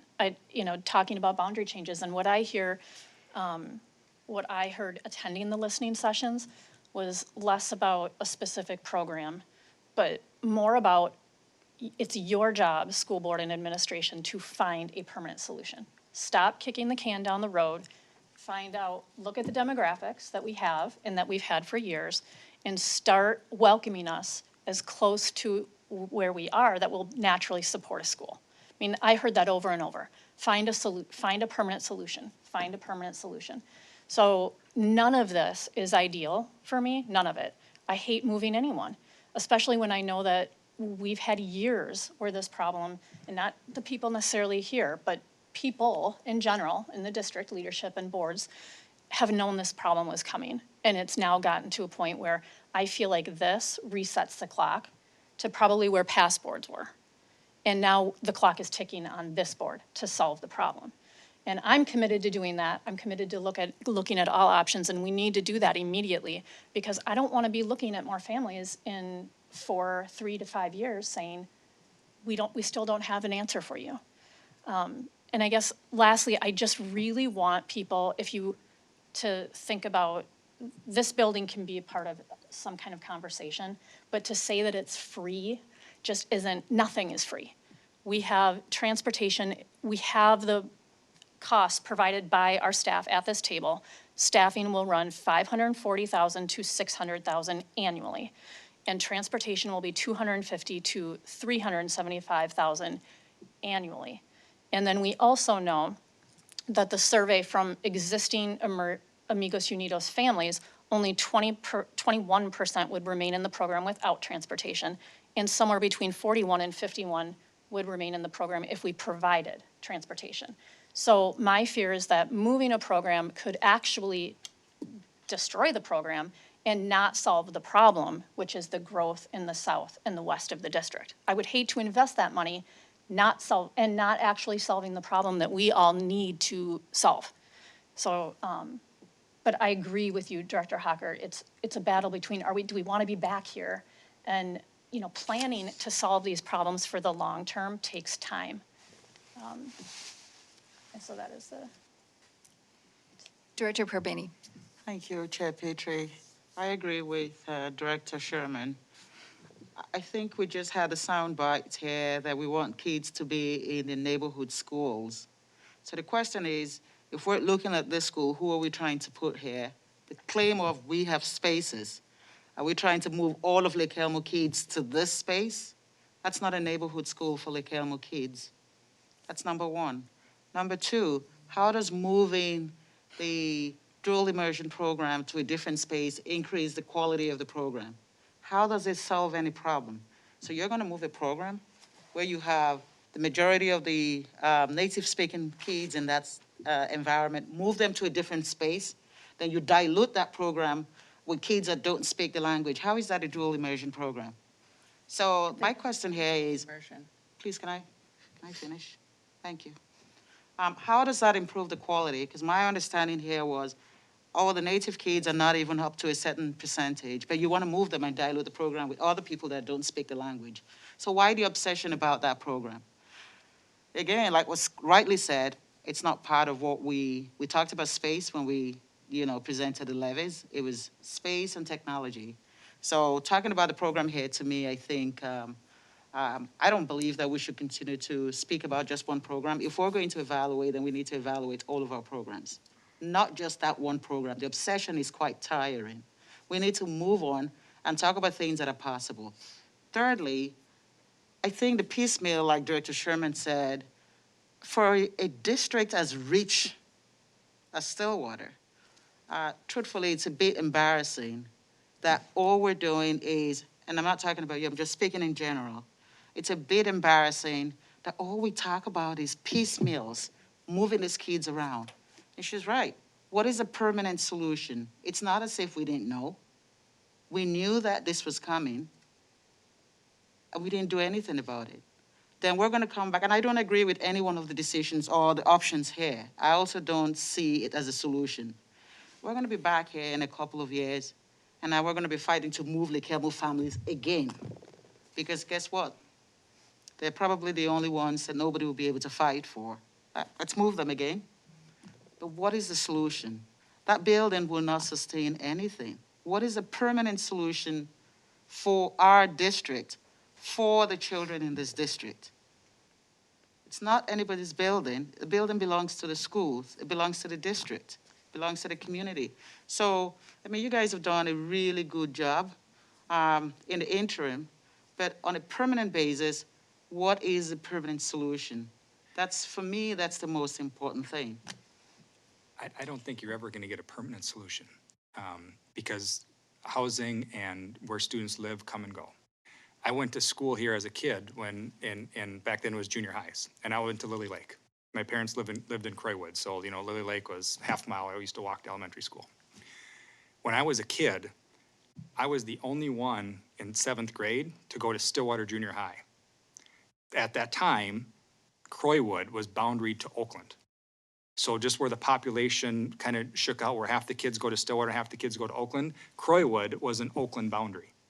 My dad taught at Stillwater Junior High, so I actually went there. But again, you talk about moving feeders along and the ebbs and flows. You know, for many years, we used to have 36 as the dividing line between Stillwater and Oakland. And if you live north of 36, you went to Stillwater. If you live south of 36, well, as populations have moved and shifted around our district and where there's more students and less students, that changes. So in terms of a permanent solution, I don't think you're ever, and there is no district that doesn't go through boundary changes at some point as kids come and flow. So in terms of a permanent solution, there's always gonna be this having to move here and there and stuff because as this moves around.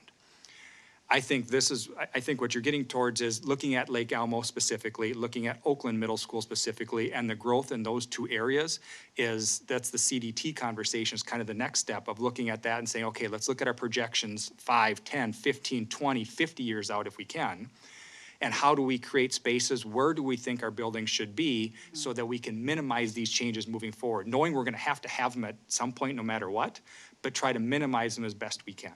So it may not be permanent, but try to predict the future into terms of how do we best set our district up for these conversations moving forward.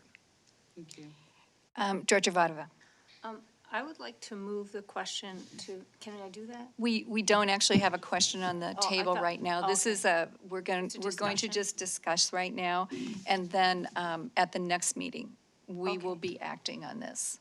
I guess I understand the need for a permanent solution, but this discussion has to be about which of these is the best for now. I actually had a question. In the chart on option A, the one school that seems to be really sort of knocking up against the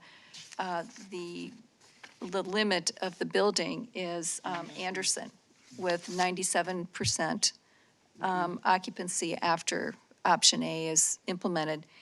Can Anderson tolerate being that full? Are there pockets around in that area that are poised for new development? Or what can you tell us about the Anderson boundary there? There is some development there, but that's kind of where their current boundary has been, and they've kind of lived around that 360, 350 mark the last few years. And in terms of, with their growth, there is one housing development going in there, about 100 units, but in terms of the number of kids that's gonna get K-12 and from a yield, that is, looking forward, the committee is very comfortable with that number.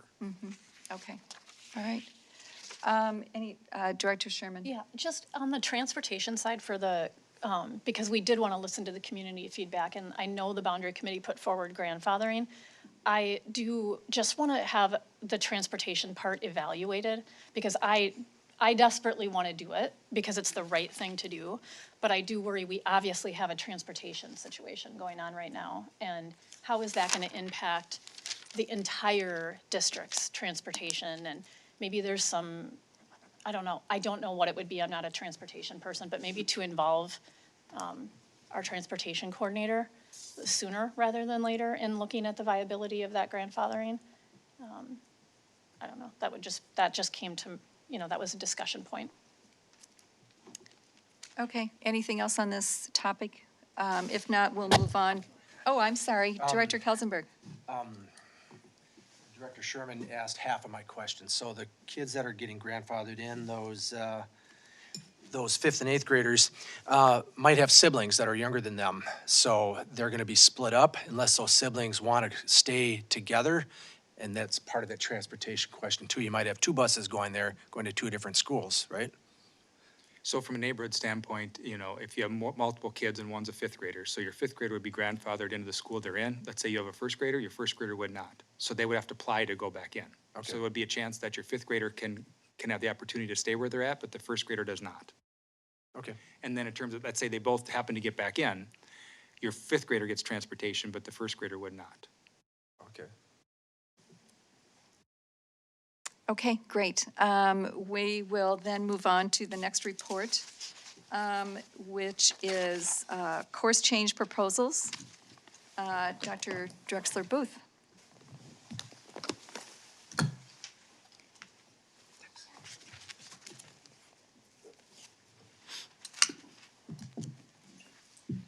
Thank you, Chair Petrie, members of the board. Happy to share with you some course change proposals that have been brought forward. As part of our process every fall, teachers primarily at our secondary schools, middle school and high school, look at their course offerings, look at some trends in enrollment, and put forward proposals for some changes. We do follow a process, so these proposals have gone through and been approved by the principal of the building. They come to the Teaching and Learning Department. We share them with the Curriculum Advisory Council. So that group has looked at these. We also share them with the World's Best Workforce District Advisory Committee as well. And so they also have had a chance to look at these course change proposals. So now we're bringing them to you for review, report, and then they will be part of the action agenda items next board meeting. Okay, thank you. Oh, I'm sorry, were you finished? Or you want to keep They're going? gonna go. Go ahead. So I can go through, I was planning to go through each of the courses Great, for you thank you. today. So I can make sure to go quick though. Didn't mean to rush you. No worries. So I've identified three kind of different ways of looking at the courses before you. Four of the courses are pretty simple course name changes. Some are a little bit more than that, but at the heart, it's a name change. Then there's two new courses and one with some substantive changes. So the first one to take a look at is the course that is up for a name change. It used to be called Lifetime Fitness. This is an elective course at the 8th grade at the middle school, and they're looking to change the name to Introduction to Unified Physical Education and Lifetime Recreation. The intent of this is to rebrand a little bit of the course and open up the course to more students. Right now, it's the intent is to bring in differently abled students into one learning space. Part of this connects to participation in Special Olympics and providing more mainstream opportunities for students. Also, we have a similar course that's run at the high school, so developing some of those connections, but really providing students of different abilities the opportunity to come together, to learn together in courses where they may not normally be able to do that. So that's the intent behind that course change. Second course is a name change as well. It is CIS Introductory Physics, Introductory College Physics. The previous name was AP Physics with Calculus. And the intent behind this name change, again, it's a little more than a name change. It's the same standards, the same content areas, but the impact on students is felt a little bit differently. So the previous course, the course that's currently on the books, is an advanced placement course under the AP with College Board. So in that course, students take the full course. At the end, they take the AP exam in the spring, and then depending on their score, they may or may not earn college credit. The intent is to change the course to align it with the University of Minnesota College in the Schools program so that students who successfully finish the course automatically earn that credit from the University of Minnesota. So instead of having to take a test and kind of just waiting to see what happens, you know upon completion that you have earned college credit at a major Research One university with transferability across the nation. The next course that also is a name change is the Fundamentals of Applied Design.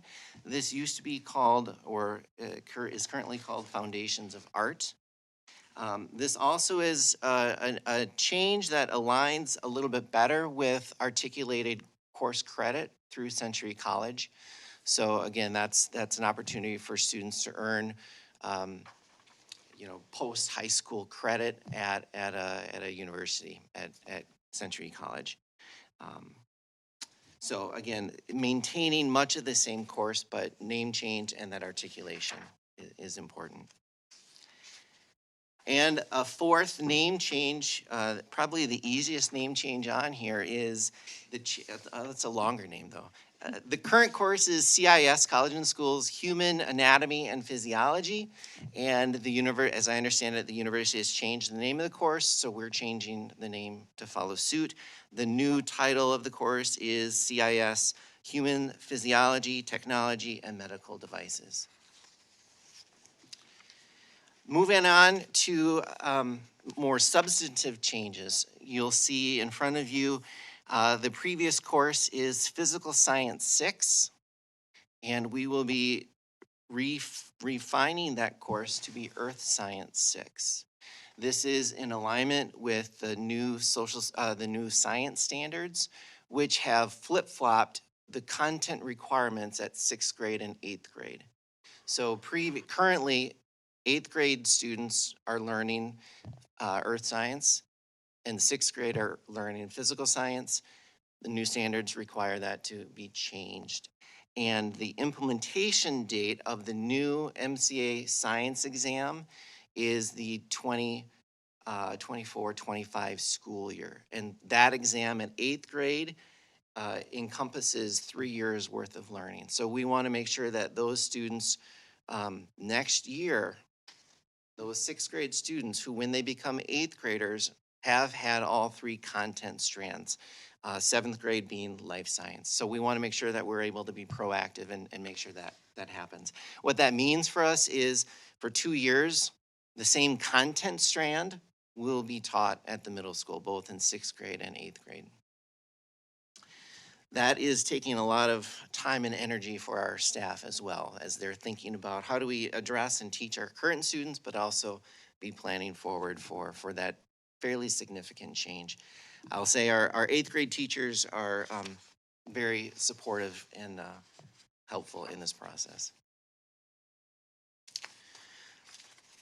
The next new course being brought forward, actually it's kind of a redefining of a current course as well. So on the books, technically we have a course in the registration guide called CIS Education. This is a course that has not run for a while, and so part of the idea is to change the course and align it with the Century College and redefine it as orientation to education. And in doing so, hoping to better develop our Grow Your Own program, where we identify those students who might be interested in the field of education and support them with this opportunity. Then they go off, finish their degree, and come back and teach with us. So we're hopeful for this opportunity. The next course is the continuation of that. So students would first take the orientation to education, and then they'd be able to take the education field experience course, part of CAPS. This also would be articulated with Century College as part of that Grow Your Own model. So those are the courses that are being brought forward. We'll certainly entertain any questions that you might have. Okay, thank you very much. Director Huckert? Thank you. Just picking up right where you left off with the 2 new Intro to Education courses. Is there any tie-in to that Summer Success Program as well? Is that going to be incorporated in any of this? I would say a lot of the students who would want to experience this can certainly choose to do Summer Success. It is, some of our avid students were the tutors during the Summer Success, and so they had expressed interest in education and see that as an opportunity. So I think that is certainly an avenue to continue exploring so that those students who are in this program, who are learning about education, have this real, hands-on experience of engaging in that work. So I would say that would be a Quick high follow-up priority. to that as well. Is Yep. since you mentioned the avid students, so is this program, or is this course open to all students, or is it designed for avid No, students? it's open to all students. Yep. Awesome, thank you. Yeah. Okay. Director Sherman. First of all, I appreciated all the information in the packet. I mean, I was able to really, I love that it didn't impact the staffing because that was something I was concerned about when you're adding new courses. So that is wonderful, the way that worked out. And just seeing the coordination, I think, in those education between the summer success and the district's A&I plan. And I mean, it's really seems like a natural fit. Do you have, when you're picking new classes to add, what is the science behind, I mean, are you gonna get a full class? Do you know, I mean, do you understand already going into adding this that you could fill a class, or how does? Yeah, you don't, to some degree, you're touching base with your students to see what their interest is. Again, one of these courses, it's been on the books for years and it hasn't run, and so this is an attempt to redefine it, reinvigorate it, generate some new interests, and I think identify that articulation with not just one course, but a couple courses with Century College can help do that. Okay. Yeah, I really do like seeing it because it goes right into the way that we register for high school and the 3 year, it's just a really nice fit. So, nice job. Director Riley.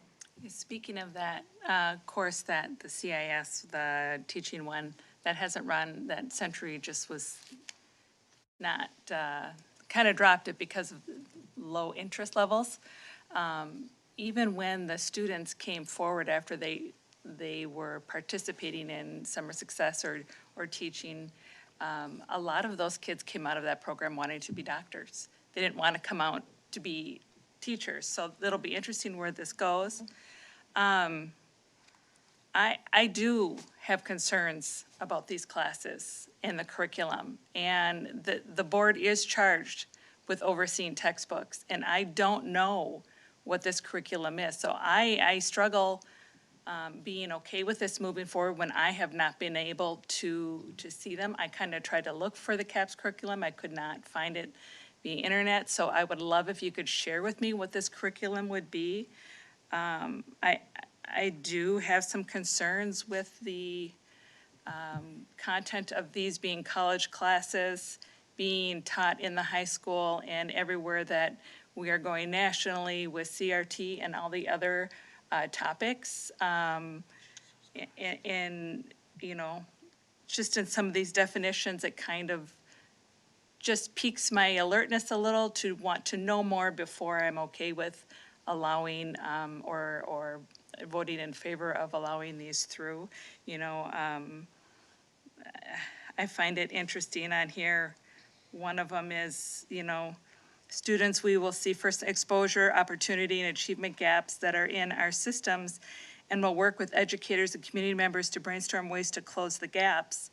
But we're not even doing that now, so I just don't know how we're gonna teach something we can't accomplish on our own.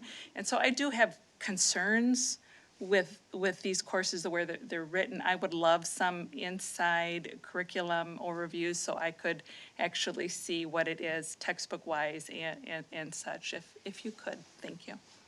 And we haven't, if I can just address that. So as part of this process, and I would refer to the science as a prime example, right? So we know we have this course that's coming forward. Some of these courses have been brought forward, waiting for approval to then go to the next step of identifying curriculum materials and fully developing the courses. I did change this form to include more in terms of an outline of what those learning targets are so that you have some of that information, so you have an idea of where that course will be developed and what the core priorities are as they may or may not need materials. But that is certainly part of that next step in the process. Can you then explain how this works? Because I voted to approve a course last year that I believe was okay until things started to evolve and I started to learn more. And I never saw textbooks. I never saw things. And as we moved further into the climate that our nation's in right now, educational wise, things have started to come to light that has been shared with me through other parents that is bothersome to them because it goes against their belief system and their family values and such. How do we then, right? Because I pull books just to see what we're paying for. And then when I pull them, you say you already approved the course. But we are charged with approving textbooks by statute.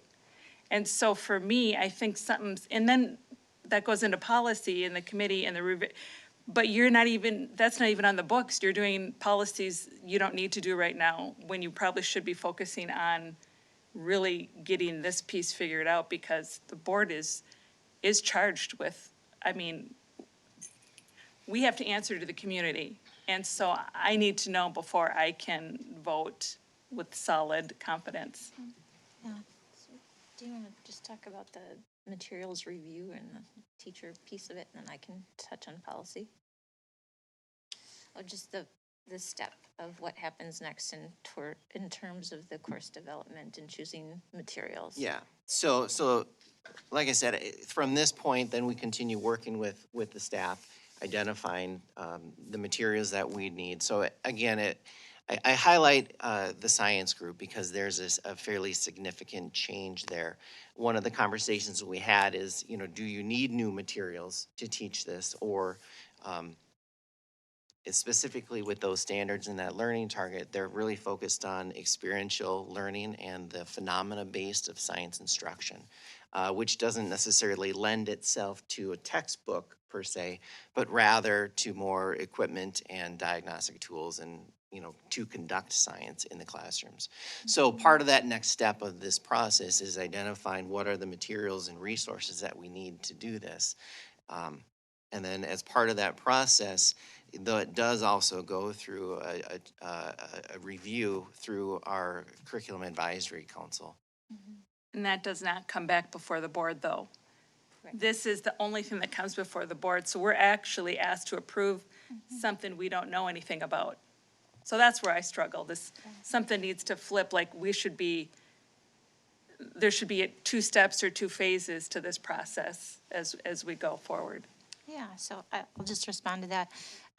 So as you all know, the board has a goal for this year to review our curriculum and instruction policies in the 600 series, and those are things that are happening now as we speak.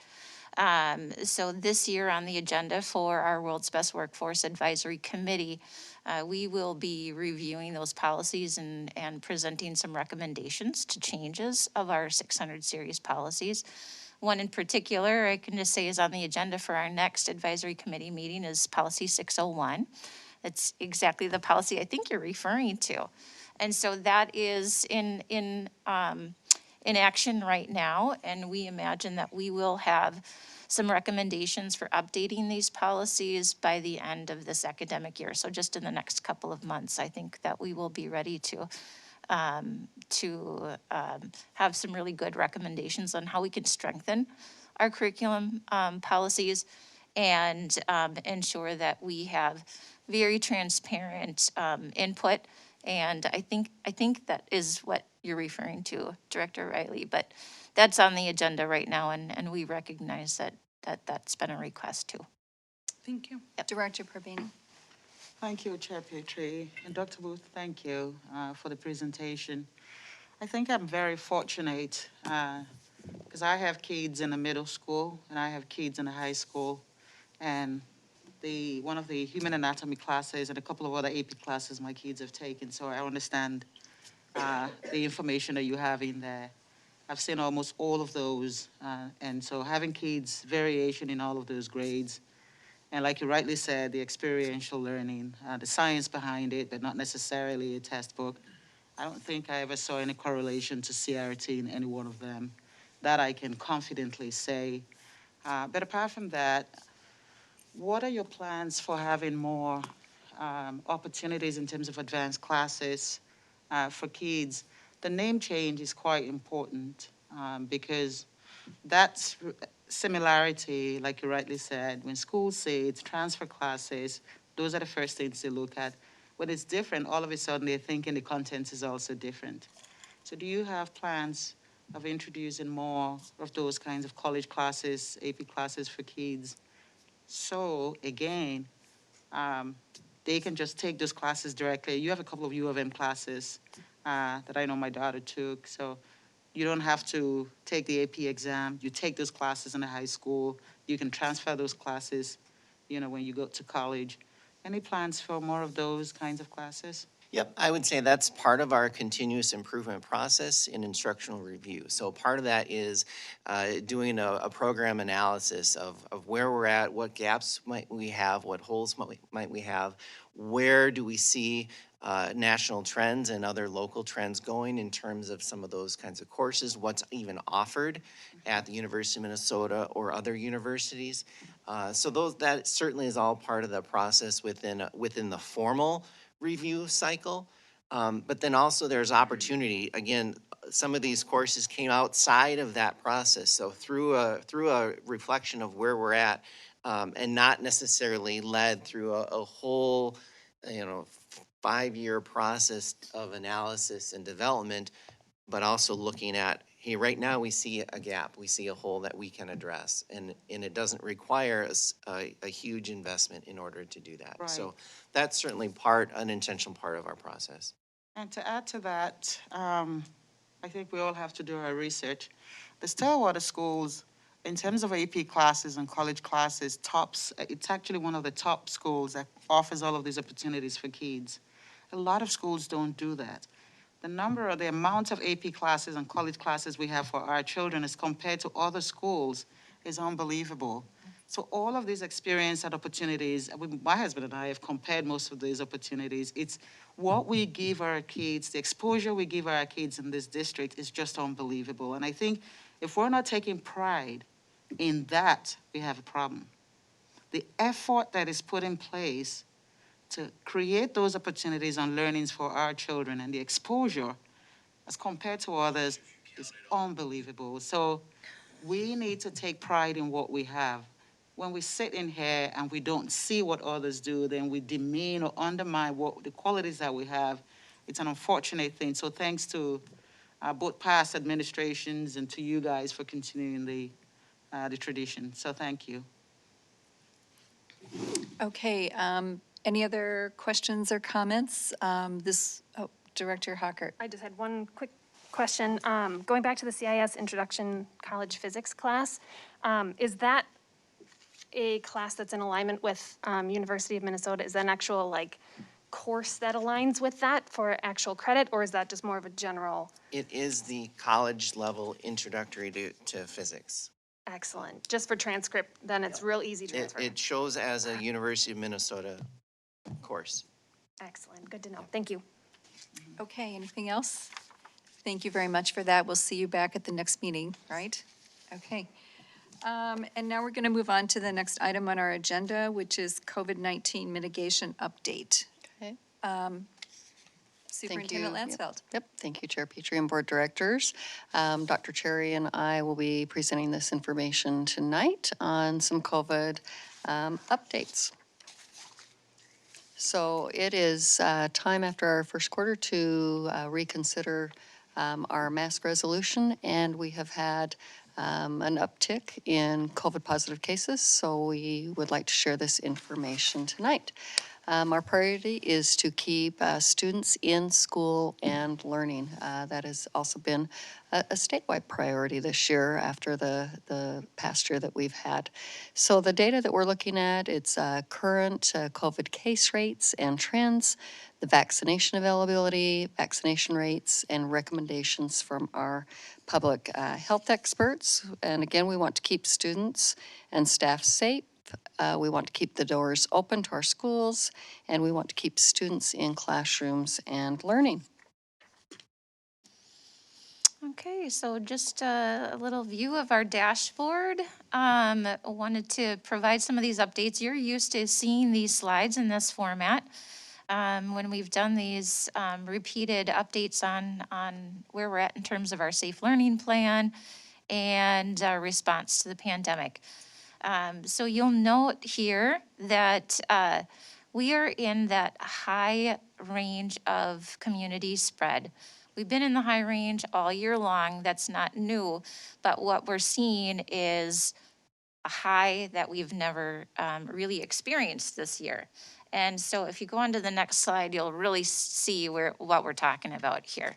If you remember this chart similar chart from last year we were looking at a similarly colored chart. We had a green, yellow and orange and a red, and we kind of hovered between those last year. This year we started in the red and we're at a really high level. What we're seeing right now is that we have a peak that's happening, and we're getting more information on this really on a daily basis. We just received an update earlier today from the Minnesota Department of Health about the spike in cases amongst our school-age children. And most specifically, the spike is being driven by COVID positive cases in our 5 to 11-year-old population. And so that's really what's driving this right now. We did have a brief decline, interestingly, right after MEA. And since that time, it's just kind of peaked higher and higher and higher. If you look at the next slide here, you can see these are the age categories in Washington County. These are cumulative cases. This was updated as of the 15th of this month. And so that first category, I know this is a little hard to read on this slide, but that first category is the 0 to 4 year age, 0 to 4 year old. The second category there is our 5 to 11-year-olds. And you can see that goes on for each of the age categories. I'm sorry, the next one is the 5 to 18-year-olds. So that's our second, or our school age population. But again, the pediatric cases that we're seeing right now is really surpassed where we were last year when we were at that high around the peak last year in the spring. And we did initially see a decline for all age groups, but after that brief decline, things just really started rising sharply. The increase began in the late summer, rapidly accelerated following the start of the school year. And right now, that 5 to 11-year-old category is surpassing all previous peaks. The new cases in children under 12 are climbing quickly. As you look at the next slide here, you'll see this is a snapshot of our COVID dashboard.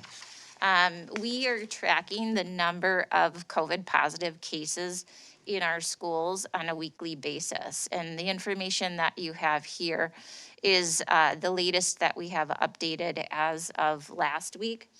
And if you look at that, you can see that last week during the November 5th through the November 11th timeframe, we had 12 staff and 39 students COVID positive in our schools. But if you look at, which this will be published tomorrow, and I just have a sneak peek at our data right now, as of about 4 o'clock this afternoon, this is what's reflecting the sharp increase in our schools as well as in the community. Is just in this last week, we've had 80 students with COVID positive cases and 9 staff members. So really, it's kind of skyrocketing in this present moment in time. Sorry, I just wanted to, that's this week only. This week Correct. only. And that's preliminary data because they're still covering positive cases. So the 220 total, what we had in the last 2 weeks happened to be about 35% of total cases since the start of school. This week, since last Friday to this afternoon, That has increased to about 54% of our cases in the last 3 weeks have occurred since the start of school, and we're in the 12th week of school, just to give you an idea of where that's at.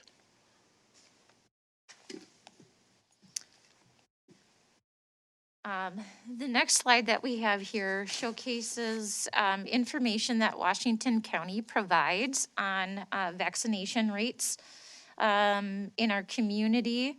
And we're seeing that our community overall has a fairly high vaccination rate. If we step back from this a little bit and just look at the state of Minnesota data, we know that the vaccination just became available for 5 to 11-year-olds. And just in the last couple of weeks here, we have 48,000 children under 12 in Minnesota have already received their first vaccine dose. And so we're seeing, I think, a trend here that this initial push on vaccinations for this newly eligible age group is strong, and it's out there. Another piece of data that we wanted to share with you that was published, and I'm sorry, it's not in the slides here, but it is brand new. And it did come to all school districts today from the Minnesota Department of Health, is just alerting us to really the concerns of COVID and the health concerns that go along with that. So across the state, we have had 22 students right now in hospitals with COVID-19. And so just a reflection that yes, our school age population also can get COVID, and it can have some pretty significant effects. And then also what we were told today is that nearly 1 of 100 students or 100 school-age children who do contract COVID-19, they are predicting would need to be hospitalized. There is a concern right now, and I'm sure as you're reading the paper, you're seeing this as well, is that the pediatric beds in hospitals right now are slim, and across the state of Minnesota, there's only 7 beds that are available. So again, this is just updated information that was shared today with us from the Department of Public Health, and wanting to create some additional understanding and information sharing with public schools. Okay, so continuing this, our current masking practices. Masks are required on all school buses as well as all public transportation per federal regulations. We've had some families ask about that. We are also required to provide ventilation on the buses. We've been cracking the roof vent and windows, and it's chilly weather, so we've asked to do every other window and students to bundle up because we do want the best fresh air and air circulation going through those buses. There's been universal indoor masking required for all people in the pre-K through 8th grade school setting, regardless of vaccination status per school board resolution. And we would ask and want to continue this at this time. Masking is strongly and highly recommended at the high school. It's an expectation for staff at the high school. And again, we're reviewing this. It's the end of the first quarter, and I would recommend that we review this again in early January before the semester ends on January 21st. First day for the second semester is January 25th. They are telling us that children under 12, it takes 5 full weeks for the vaccination process. So children get their first shot, then they must wait 3 weeks before they get their second shot. And then 14 days after that second shot, they have the full effects of the vaccination.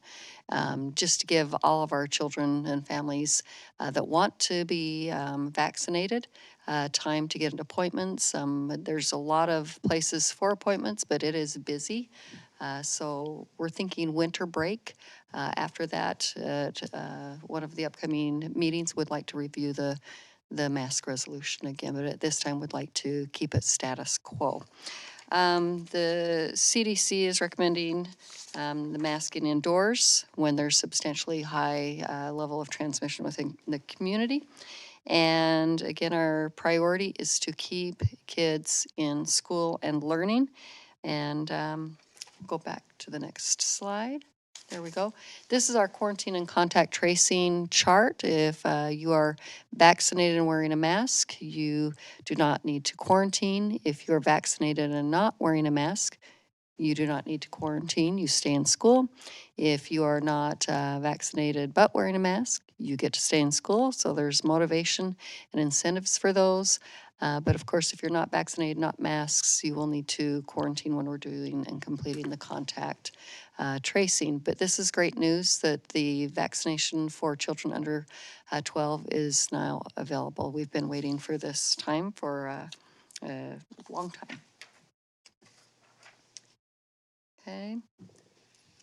Also, families, we are asking all families to please help us out. This is a community effort, keeping our schools open and keeping everyone safe. If someone in your household is COVID positive, public health experts and our schools are recommending anyone not vaccinated stay at home and make sure you're tested and not coming to school positive. If you have any symptoms, if people are sick, ill, they do need to stay home. A lot of our positives, some of the family, students, and staff, they've thought that they might have allergies or a little cold or a scratchy throat, and it's turned out to be COVID, and we want people to be aware of that. We have also had some breakthrough cases with the vaccine, so we've had staff and students fully vaccinated, and even the third booster shot that have shown up positive. Okay, we do have COVID testing available at our schools with parents' permission. We have vault testing kits. Those are the saliva test kits for our staff and students, and you can drop them off. Tuesdays and Thursdays, they're sent in. If there's an emergency, you can't find testing anywhere else, we have some envelopes and we can mail them in earlier. The Buy Next Now, that is the immediate rapid tests over the counter. We will send those home with students that are having symptoms, not feeling well, with parents' permission, and that is instant. It doesn't take long to get that result back, and I believe there's 2 tests per kit, so you can double check that. And then there's also community testing. We found that the Armory, it's closed on Mondays and Tuesdays, but Wednesday through Saturday it's open. It also provides the rapid testing, and then we have a website that you can go to for further options. Okay, and then K-5, we did have with school board approval a semester 1 option for one section of kindergarten through 5th grade, and that was for semester 1 only. And the biggest reason behind that is I know families were nervous about not being able to have their child vaccinated, and the time is here that is now available. And with that, I will let Dr. Cherry provide a little bit more information on that. Just a little bit more information regarding our current families in the online program. We have had great reviews from a lot of our families indicating that the program has served their children well, that they are feeling like the teacher was very great at engaging their child in the learning process. But this intent to return survey that we were able to collect some information with these families really provided some additional insights to why families chose the online learning program. The majority of the families' responses, regardless of what option they chose here, in their intent to return to in-person learning or not for semester 2, was really related to vaccinations and concerns about the pandemic. And that was interesting to note because I think that's, for some of us, we thought that we would have more interest in choosing this online learning option because it was the best option for their family in terms of learning style and perhaps a parent who was more, I guess, more interested in being hands-on in delivery of the instruction. And we did get some of those responses too. We did get some responses from families who said, this is working great for my family. We just want to stay the way that we are. So if you look at our responses here, nearly 60% said that they would wish to continue online learning for semester 2 if that were an option. Now, we have a communication plan where we'll be reaching out and working with each one of these families to make sure that we're able to serve their learning needs. But unfortunately, we just cannot staff or be able to accommodate a continuation of our online learning program at this time. Just a little bit into those numbers as a reminder. The 120 families that or students that we currently have in the program are scattered across grades K through 5, and those students come from schools all across the district. In some of the grade levels where we have these results, there is a significant number who would not choose to remain online. So the class sizes just really, unfortunately, are not large enough for us to be able to run an online program. But again, we have communication in place to make sure that we're meeting the needs of these children and these families. And we'll do our best to meet their needs regardless of their desires to return either in person or remain online. And moving forward, all of these children, all of these students who have been in the online program, they will be assigned back to their home school, their regular school, and into a classroom. They'll be getting information of who their assigned teacher will be later in January. So we have some time for to work with the families and make sure it's a good transition. We've already sent out a communication yesterday to families and met with our online teachers. And I would just like to say thank you to the incredible teachers that stepped up to do this, to meet our students and families' needs. They are absolutely and have been and will be phenomenal. We'll be meeting with them again next week to continue plans and to try and support them through this. But it hasn't been easy for them, and they've done a beautiful job. Okay. Okay. And if we go to, there we go. So next steps, it's a district leadership's recommendation to have the school board revisit the mask resolution in January before the start of semester 2. Which that first day is January 25th. We know that wearing masks it's not easy, but it's our recommendation right now. We do want to see an end to that at some point, and we are very hopeful that this time will allow our 5 through 11-year-olds to become vaccinated if their families so choose to do so. And again, that's a 5-week process. We will continue to monitor our COVID rates. We are asking our community and families to step up and help out with this as much as you can with the hand washing. The spacing will be trying to keep kids in the cohorts and pods, but anything that you can do to help us with that. And please stay home if you're not feeling well and let us know. And tests are available if parents want them. Also, if we do see rates go down, talking to Washington County Health Department, we've been at a steady high since school started, but the last few weeks we've seen a spike. For us to reconsider some things, we need to see multiple weeks, a few weeks of it going down.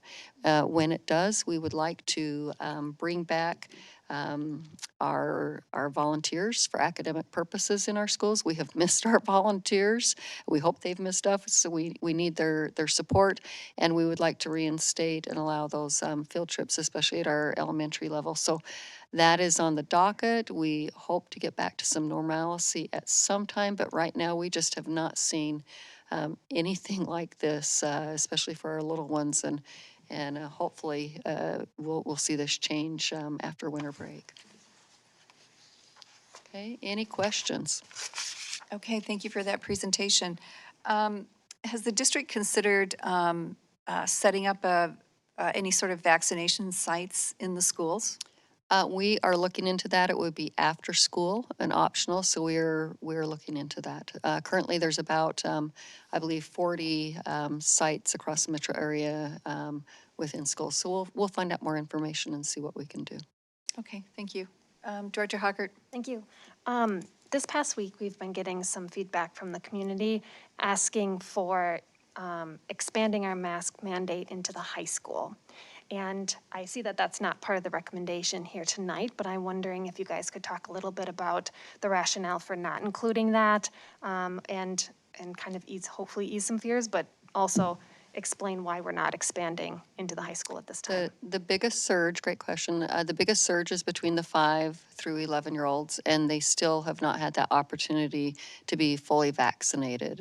It's 5 weeks, and that was the biggest reason behind our masking resolution for the little ones, to give everyone a chance to be vaccinated. We know that masking will help. It's, I believe, the differences of 3 to 5 times less transmission rates. So we do have that expectation at the high school for staff to wear their masks, and it is highly, highly and strongly recommended for students to do so. And as a to incentivize, kind of like an incentive for our students, winter sports, winter activities, they've all started up, and we've seen many, many more masks being worn, because if they come back positive, they are quarantining for quite some time, and then they lose out on those activities. And so we are hoping, again, that people step up, try to support each other through this, and give it a little bit of time, again, to get past this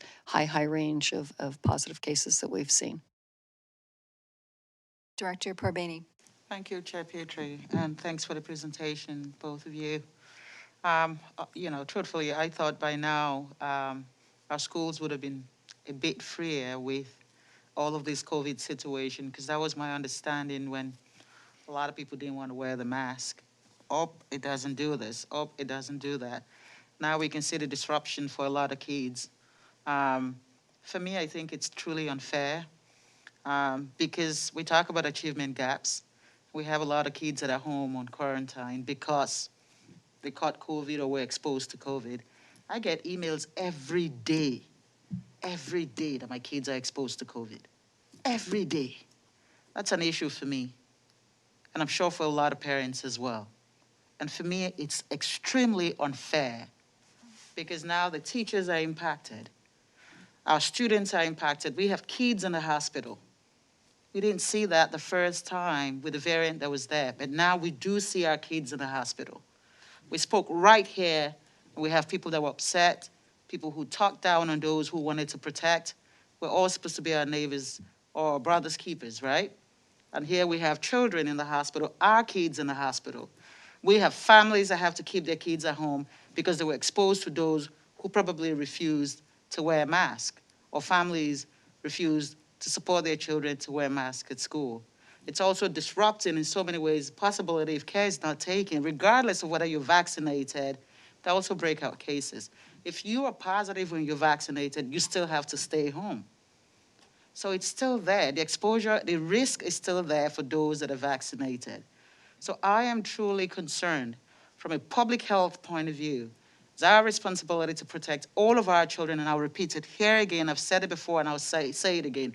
It is our responsibility as leaders to lead in ways that protects all of our children, but not one child or 2 children or 3 children. It's our job to make those decisions. I know parents will go, nope, it's my job to make my decision for our children. Yes, for yours, but collectively, it's our responsibility. So I think it's truly unfair when people expose all the children, all the families to the COVID virus, then you have kids staying at home for 10 days. When they're exposed again, they have to stay home for another 10 days.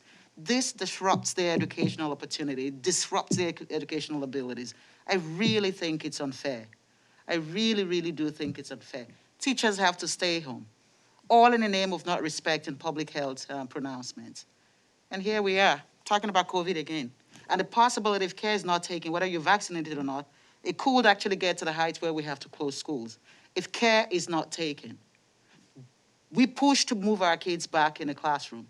And now there is a possibility that they're going to go back home and possibly go online. If care is not taken, I really think is unfair. And if we come together as a community, like you rightly said, to support all of this, I don't think we'll be talking about,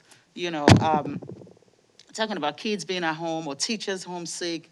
How many? 35% within the last 2 weeks. That's a huge number. That is a huge number. And here we sit, talk about achievement gaps, how we're going to close achievement gaps, how we intend to increase our educational opportunities. But look at all the disruptions because we adults refuse to follow instructions. And we pass that on to our children. Here we have it. I just had a question. I know that there has been a spike and there have been more people exposed in the schools. What is this doing to your ability to operate the schools? Have there been any impacts on any operational issues? We've had one school where a number of the custodians have had to go out. We've had some bus drivers that have been out. We've had teachers' pairs. It's everywhere. We've had health office staff.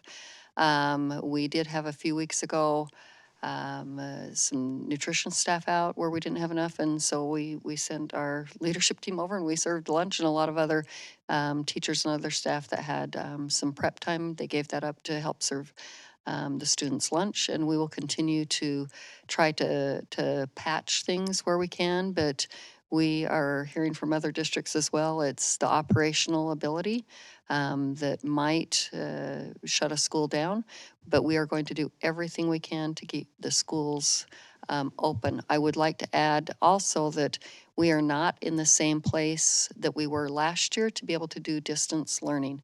Our devices were, a lot of them, hand-me-downs from another district and at the end of their life. We need probably a good 4 weeks before we would have enough devices just for homework access for a family. If we had to go into distance learning, we might have to schedule when we would have different grade levels with the synchronous online learning, so children in a household would each have a chance at a device. That's why we're very thankful for the community to support a tech levy, but that doesn't start until this summer with that funding coming in. So again, we're in a very different place than we were last year, and that's something to take into consideration as well. Okay, thank you. Any other questions or comments? Director Riley. Last year, and I can't remember exactly when, I mean, I was pretty involved in all of the groundwork with the COVID study group or whatever. Are we doing better operationally than we were last year? I mean, we were so stressed last year, we couldn't keep anything afloat. This year, it seems like people are getting ill, we're recovering, we're moving on. And I feel like we're able to mitigate through this a little better. I mean, this is gonna be an endemic. We're gonna have to live with this forever. It's gonna mutate, it's gonna be here, we're just gonna have to learn, how to coexist with this virus. So I'm just kind of curious, comparative to last year, I feel like people are getting sick, we're moving through it. It's unfortunate, it's hard, it's difficult, it's stressful, but we're not as stressed in the buildings as we were last year. It doesn't feel that way anecdotally, but that could change quickly, just depending on positive cases. We'll see how this goes, but we're trying to support all of the schools. I know we're trying to put in some different mitigation strategies. We've canceled all professional development that requires a sub, because those subs are precious. And so we're trying to think proactively on how to keep these schools open and keep staff positions covered. So just one more note on differences from between this year and last year, because if you remember, yes, last year we did have some very significant strains on our operational capacity. And we're starting to see that just in this last week. due to this spike that's happening right now. One significant difference, though, that we're able to hang on a little bit longer is we're not quarantining staff like we were last year. Last year, we had a lot of staff who were quarantined or required to stay home because they were identified as a close contact of a positive case. And this year, the majority of our staff are vaccinated and wearing masks. And so that's really eliminated that need to send employees home. And so that's been a really great positive. But we do still have staff members who are testing positive even after being vaccinated, and that has become our biggest issue. We've had staff members in the hospital. We have a staff member in the hospital right now. But I agree with Dr. Cherry. The biggest factor is the quarantine time, and that's the incentive with the chart that we showed earlier is wearing that mask, being vaccinated, and both helps out even more. And I'll just say one more thing. I think last year we had a lot of guidance and pressure to proactively quarantine people. And this year, we are doing everything we can to keep kids in the classroom and learning. We know how difficult it is on our students to be shifting in and out of learning models. And so last year when we were on the dial learning, that had a significant impact in our students. When we look at the number of days that we're just in fluctuation. And so we are doing everything in our power right now to create that stability. And we are patching in some cases, and we are getting a little bit tight.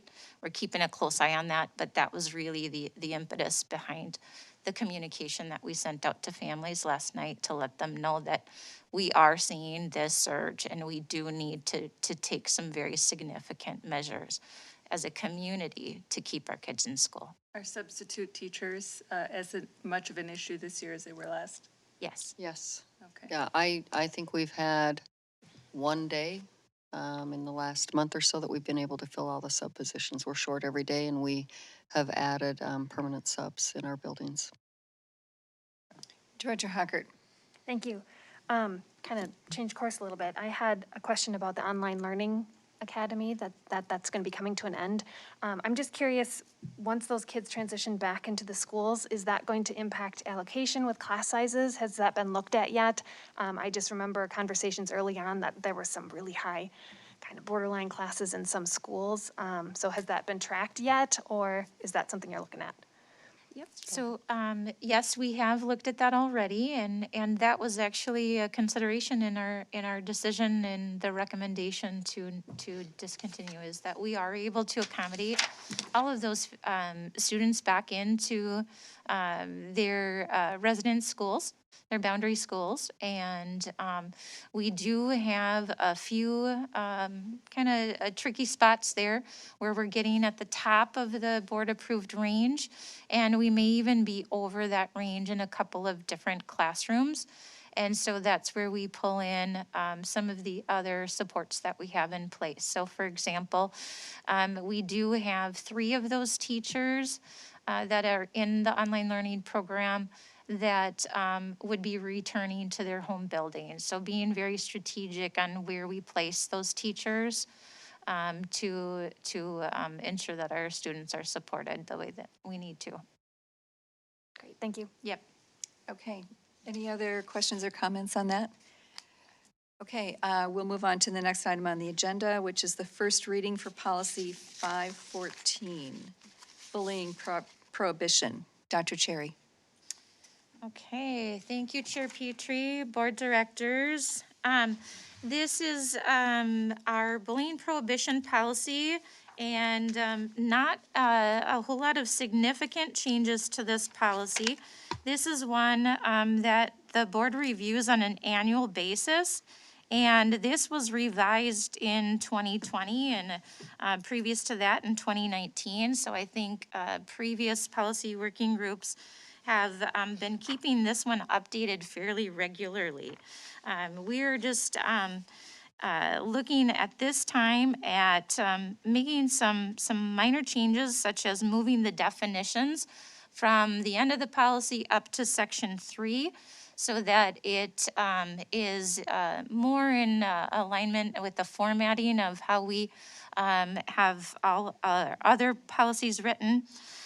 Also, under the training and development section, to make some minor modifications to the language there so that it aligns with our state statutes for character education.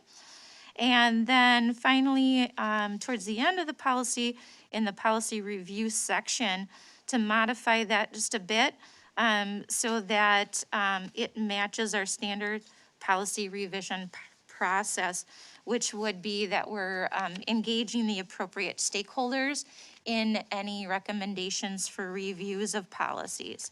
And so that is where we're looking at the last statement or the last sentence in the policy review section that we would strike. And so with that, we're asking for input from board directors in our community on the modifications that are being presented. And we would take that back to the policy working group and decide if any changes would come before a second reading at our next business meeting. Okay, thank you. Any comments or questions about this? Director Vadova. Does your bullying policy include like racial slurs and epithets anywhere in there? Those are items that would fall under our harassment policy if it were a racial-based harassment like you discussed. Okay. Anything else? Okay, thank you for that. Next item on the agenda is the first reading for policy 722, data requests. Thank you, Chair Petrie and Board Directors and Superintendent Lansfeld. Our policy working group is looking at our data request policy, what we currently have, and then looking at the model policy provided by the Minnesota School Board Association. And we had sought legal counsel on this specific policy and had the recommendation from our legal counsel to ensure that our policy was in direct alignment with the model policy. And so that's what you see in the red line version. Everything here is really coming from that state policy guidance. And the purpose behind these changes are that we want to ensure that we are in compliance with the Minnesota Government Data Practices Act. And that is really the impetus for the changes that are requested here. Okay, thank So you. with that, we're open to feedback again from board directors in the community. And same thing here is that we would take that under consideration and expect to be back for a second reading at our next business meeting. Okay, thank you very much. Director Riley. Thanks. I have notes all over the place, and I had compiled everything, so my things are kind of erratic right now. It really aligns to MSBA's policy, except at the very end, where you removed the designees and the compliance officials and the responsible authority, and those have to be named by statute. And so we do need to get names in those, and now I know MSBA has that in theirs. I'm not sure why it's omitted. I know in statute, the responsible authority is the superintendent unless it is designated by the board. But I think our goal here is to make this as easy as possible for the community to understand. And MSBA's also has the actual form that's attached to it to make it easy for community members to file the request.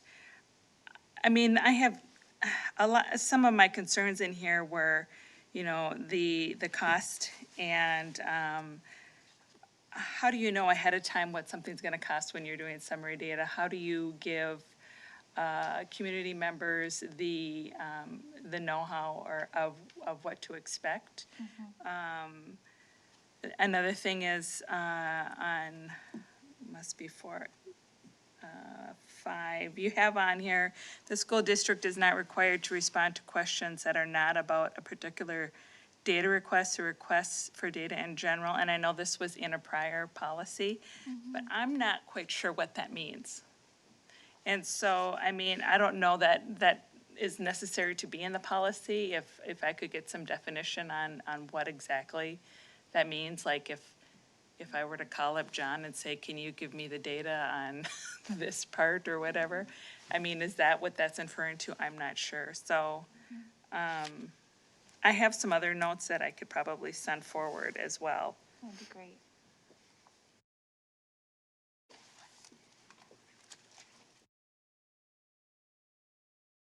Oh, I have one more if nobody else has a question. I sent mine via email, so I'm assuming that you guys are gonna talk about that and then it'll be reflected on the second read? Okay.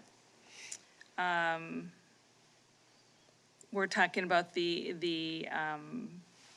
timing of the data requests. And MSBA's policy does the same thing. And so I just want to make sure for consideration that we're talking about, there's a couple of things. One is the classified data. If the responsible authority determines that the requested data is classified, then you're supposed to give reasoning for that. But that also applies to the redacted data. So this is the terms in the Minnesota Data Practice Act versus the FOIA, where you get an actual log. And so anytime you redact data, that is information that is not public. And so the community deserves a reason why that information is not public. So I think that should be thought about as well. And then the opinions, there was an administrative opinion actually about the time frame of how long it takes for the district to do so. And I just want to read on one opinion that was given by the Commissioner of Administration that was related to more voluminous data requests demonstrate that 13 working days for production of data is reasonable, and failure to provide data within 5 weeks or 35 days, even for larger requests is unreasonable. And so I think we need to take those things into consideration moving forward. I know, I'm sure there's data requests out there. I know there's data requests that have gone on for months unanswered. But really our process shouldn't hinder the efficiencies or the requirements by statute to get the taxpayers their information, their data. I mean, I've had members of this board try to make me go through data requests instead of getting my information through administration. So it's a hindrance, and it should be super, super easy because it's public information. It's all of our information. So those are just a couple of my concerns. Director Hockert. Thank you. Director Riley, would you mind emailing those to Dr. Cherry or myself as well? That was a lot of very thorough feedback for us, definitely. And I just wanted to kind of reiterate that in looking at this policy, there really was a need, and the adjustment that we are making is in line with our statutes. And quite frankly, it's a need for looking at how to best use our staff time as well. And if you notice that there's a section that we did remove from this because it was not in alignment with our model policy, and that has to do with staff being there and visible when people are viewing the data that they have requested. So kind of the biggest change that we have made in this document is kind of reallocating that staff time. People are still obviously welcome to come and view that data. That still stands according to our statutes and everything. But it's just a matter of reallocating our staff resources. Can you talk about that a little bit? I don't quite understand what you're... Sure, yep, certainly. There's a section, which section was it? Section 6. It's the struck version, district procedures for inspection of public data. That was kind of the section, is the last section in there, that was not in the model policy. It was just in our policy. So that was one of the main reasons that we were looking at this policy. So are you saying that by removing that, you're not requiring a staff member to be there? Is that what that's saying? But that doesn't inhibit the community at all from seeing their Exactly. data? Yes, according And- to our Yeah, policy, a staff member was required to be with people. gotcha. And so if they don't specify ahead of time which way they want their data, does that inhibit their ability to get their data if they change their mind after the fact? So if you say that you only want to inspect versus you want copies, I mean, how does that play? Are you asking specifically if they can change their mind, or? Yeah, I'm just Okay. curious. I just want to make sure that it's still a super easy process for the community. Should I That's- just? yes, please. So the process that we currently have in place where the data requester would indicate when they would want to come in to inspect the data at a mutually agreeable time still stands. It's just we wouldn't physically have a staff member in the space, in the room, to oversee or to, I'm not really sure what the purpose of that person even is. Right. They're not there to answer questions or do anything. Yes, But just that okay. they wouldn't have to physically sit in the room Okay. with the Got it. person inspecting the Thank you. information. Thank you for clarifying that. I appreciate it. Sure. Okay, anything else on this? Sounds like the policy committee has a little bit more work to do, so that's good. All right, we will move on to the next item. The first reading of policy 201.2, board guiding principles. Okay, I'll take this one again. Thanks, Board Chair, and Board Directors. This is board guiding principles. It is kind of an old policy that was lingering on our books. It was originally fell under the category of the board governance process category. When the board began transitioning to the more of the MSBA model policies and the MSBA series of policies in the 200 series, this is one that just, it wasn't reviewed as new policies were adopted. I think that likely the intent was to revoke this at some point in time because it's not a policy language per se in that it does not provide adequate information or feedback for administration to implement, right? And it is a set of beliefs and belief statements. And the thought is that a lot of these belief statements show up within the context of the purpose of their matching policies. So at this time, we are recommending that we would revoke 201.2 board guiding principles, and that the intent or the thought behind it is redundant with other existing policies in our books. And so this is a first reading, a recommendation. We're open for any kind of feedback from either the board or board directors or the community. But the intent would be that we would be able to come back for action at our next board meeting, and we would recommend revoking this policy. Okay, thank you very much. Director Sherman? I just want to thank you for doing that, because I know I sent feedback to the board, and I struggled with this one for exactly the reasons you mentioned, so I fully support the committee's recommendation, so it's great. Okay, anyone else? Okay, all right, thank you very much, Dr. Cherry. A lot of work from you tonight, appreciate it.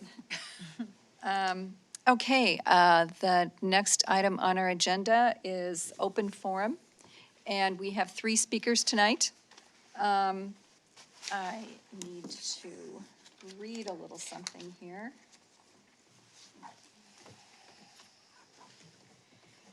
Those who wish to speak to the school board will be able to do so at the end of the board meeting during open forum. You must sign up to speak. You may sign up only for yourself, not for other individuals or groups, and only And sign-up will be available electronically the week of a board meeting, beginning at 8 a.m. on Monday and closing at 4 p.m. on Wednesday. You will receive a notification upon submitting your online form. Due to time limitations, we will limit the number of speakers to 15, who may speak for 3 minutes each. If you spoke at the last meeting, you may sign up to speak this week, but your name will be placed on a wait list. If speaking slots remain after the sign-up time ends, names from the wait list will be added to the speaking list in order of the time that individuals signed up. You will be notified if you are scheduled to speak. When your name is called, please be seated at the board table and state your name and address, including town, before you begin your remarks. Please pay attention to the timer, who will hold up cards indicating when you are approaching the end of your time. When time is called, you may finish your sentence. After you address the board, please leave the board table. Stillwater Area Public Schools, District 834, welcomes input from citizens as community involvement on the issues facing our district fosters better decision-making and improved learning experiences for all students. While comments and questions are welcome during open forum, law prohibits the board from discussing concerns about individual employees or students in a public meeting. We will stop the proceedings immediately if employee or student privacy issues are raised, and direct the speaker to forward comments regarding individual employees or students to the superintendent. We welcome discussion of the issues, but will not tolerate the targeting of individual staff or students by name, position, or implication. Because we are modeling civil discourse for our community, speakers must present their testimony in a respectful manner. Vulgarity, character attacks, or malice will not be tolerated. The board will not deliberate, discuss, or engage in conversation with speakers during open forum. However, the board may ask administration to review the concerns presented. Okay, the first speaker tonight is Kelly Bowen.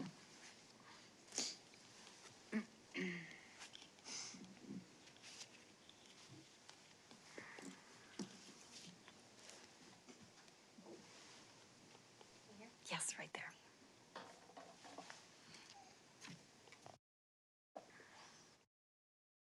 State my name and town. Kelly Bowen, West Lakeland. There you go. Yeah. Last month, I applied for the vacant school board seat, and I put my heart and soul into my application and interview.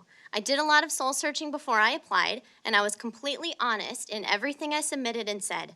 I respect the process, the vote, and the individual choices, but what happened on the evening of October 7th, the assumptions and accusations made against me by a sitting board member, that part was not okay, it shouldn't have happened, and that's why I'm here tonight. Director Kunze asked for discussion after the votes were already cast and turned in, but to what point? Discussion implies more than one person sharing and having dialogue while keeping an open mind. It was clear that night that this was premeditated, minds were already made up, and instead of dialogue, it was more of a planned monologue. After allegedly being researched, I was publicly shamed, accused of lying, and treating like I was an enemy of this district by someone who has never met me and knows nothing about me. This was defamation of character by a sitting board member who was sworn in and took his oath of office that very evening. I'm a parent in the district who loves our schools and is in support of our teachers and wonderful programs. I'm in favor of higher standards in academics, smaller class sizes, and personal choice over mandates. I'm someone who roots for the underdog, so when I see someone standing alone fighting for what they believe in, I ask questions and I listen to understand where they're coming from. I believe in building relationships and connections on what we have in common, not creating division over what sets us apart.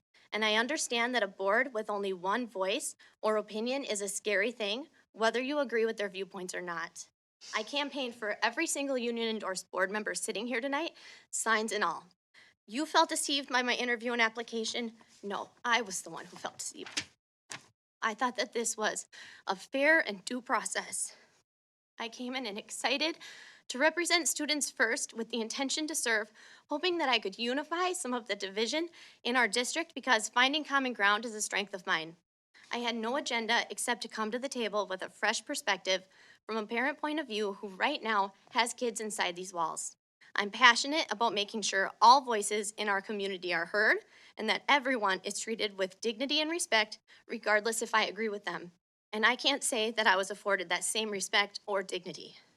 As I said, I respect the vote and the decision that was made, but I deserved a vote. To say that I'm not even worth a vote, that I'm worth a 0, says more about this person than about me, and I'm praying that it opens eyes in this community. It takes a lot to put yourself out there, and only 3 people stood up out of the thousands in our district. I've learned a lot through this process, and I deserved better. This entire community deserves better. Better than experiencing verbal attacks for raising a question or having another opinion than the loud majority. And I meant what I said in my interview, that if we want community engagement, if we want unity, then everyone in this district needs to feel like they are welcomed and valued by this district, and vilifying people is not the way to do it. And a little compassion and understanding go a long way, listening to understand versus listening to respond. Our kids are watching and they're listening. We need to do better. Thank you. Thank you. Heidi Adam. Heidi Adam.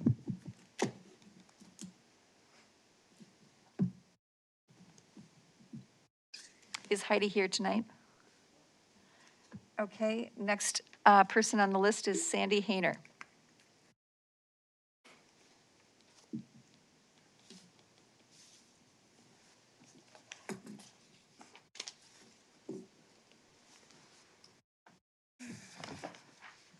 Hello, Sandy Hayner, Stillwater, Minnesota. So, couple things real quick. You said you guys are reviewing policy 600 right now. That's not true. It's not noted on your policy working group notes at all. So, either you're not being clear in your notes or you're just lying. All right, so I wanted to talk, or 600, right, 601, right? That's what you said?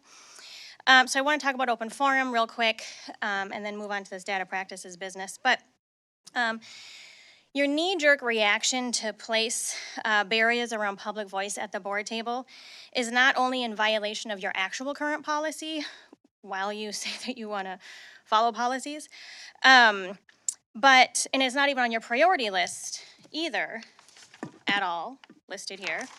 But it also destroys the whole point of open forum, which is for the public to look at the agenda and say, hello, board who represents me. Here are my thoughts. Please use them when you represent me in your discussion. Instead, we are up here at the end when you've already discussed it or made your vote or whatnot. And so please don't pretend that you care about community engagement when you put us as dead last priority. It's not equitable, this electronic sign-up thing. Ridiculous. It's not equitable to people who don't have access to sign up electronically or who might have a sudden concern that came up outside of your arbitrary timelines.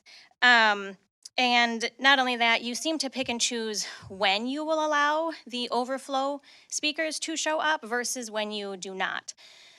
And so having this go back and forth based on your emotional whims policy group is ridiculous. So suggestion, since you just are making things up on the fly and it's not actually following any kind of policy, if you have open spots that are left and are not signed up for electronically, why in the world would you not put the rest of the sign up out there for people who show up to actually sign up, as it has always been?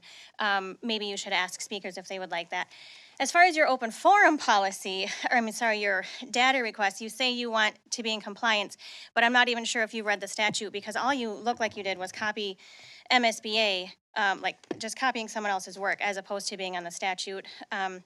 Director Riley brought up a lot of the same things that I saw, but right off the bat, you're getting rid of procedures. Why are you getting rid of procedures? It kind of seems like you don't want there to be any kind of accountability or anything that we can bank on or hold you to. If you didn't like the part about having an overseer, which I agree with, then just delete that part. You don't delete the whole entire thing, because that also gives us, right? It says in here that we get to make copies, and now that's gone. So what? Do we not get to do that anymore? And if you think that we should be able to, then say it with words, because we don't trust the flip-floppingness. And as far as the redactions part, this is what happens. This is what happens when people come in. There's all of these redactions. What is the point of even giving this when they're all redacted? And every time we ask to say, why is this redacted? There is no response. So you're not in statute. If you're going to firm this up. Your time is up. Finishing my sentence. If you're going to firm this up. Your time is up.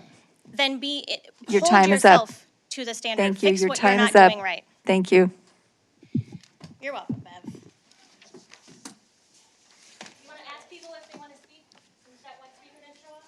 All right, that brings us to the end of our meeting.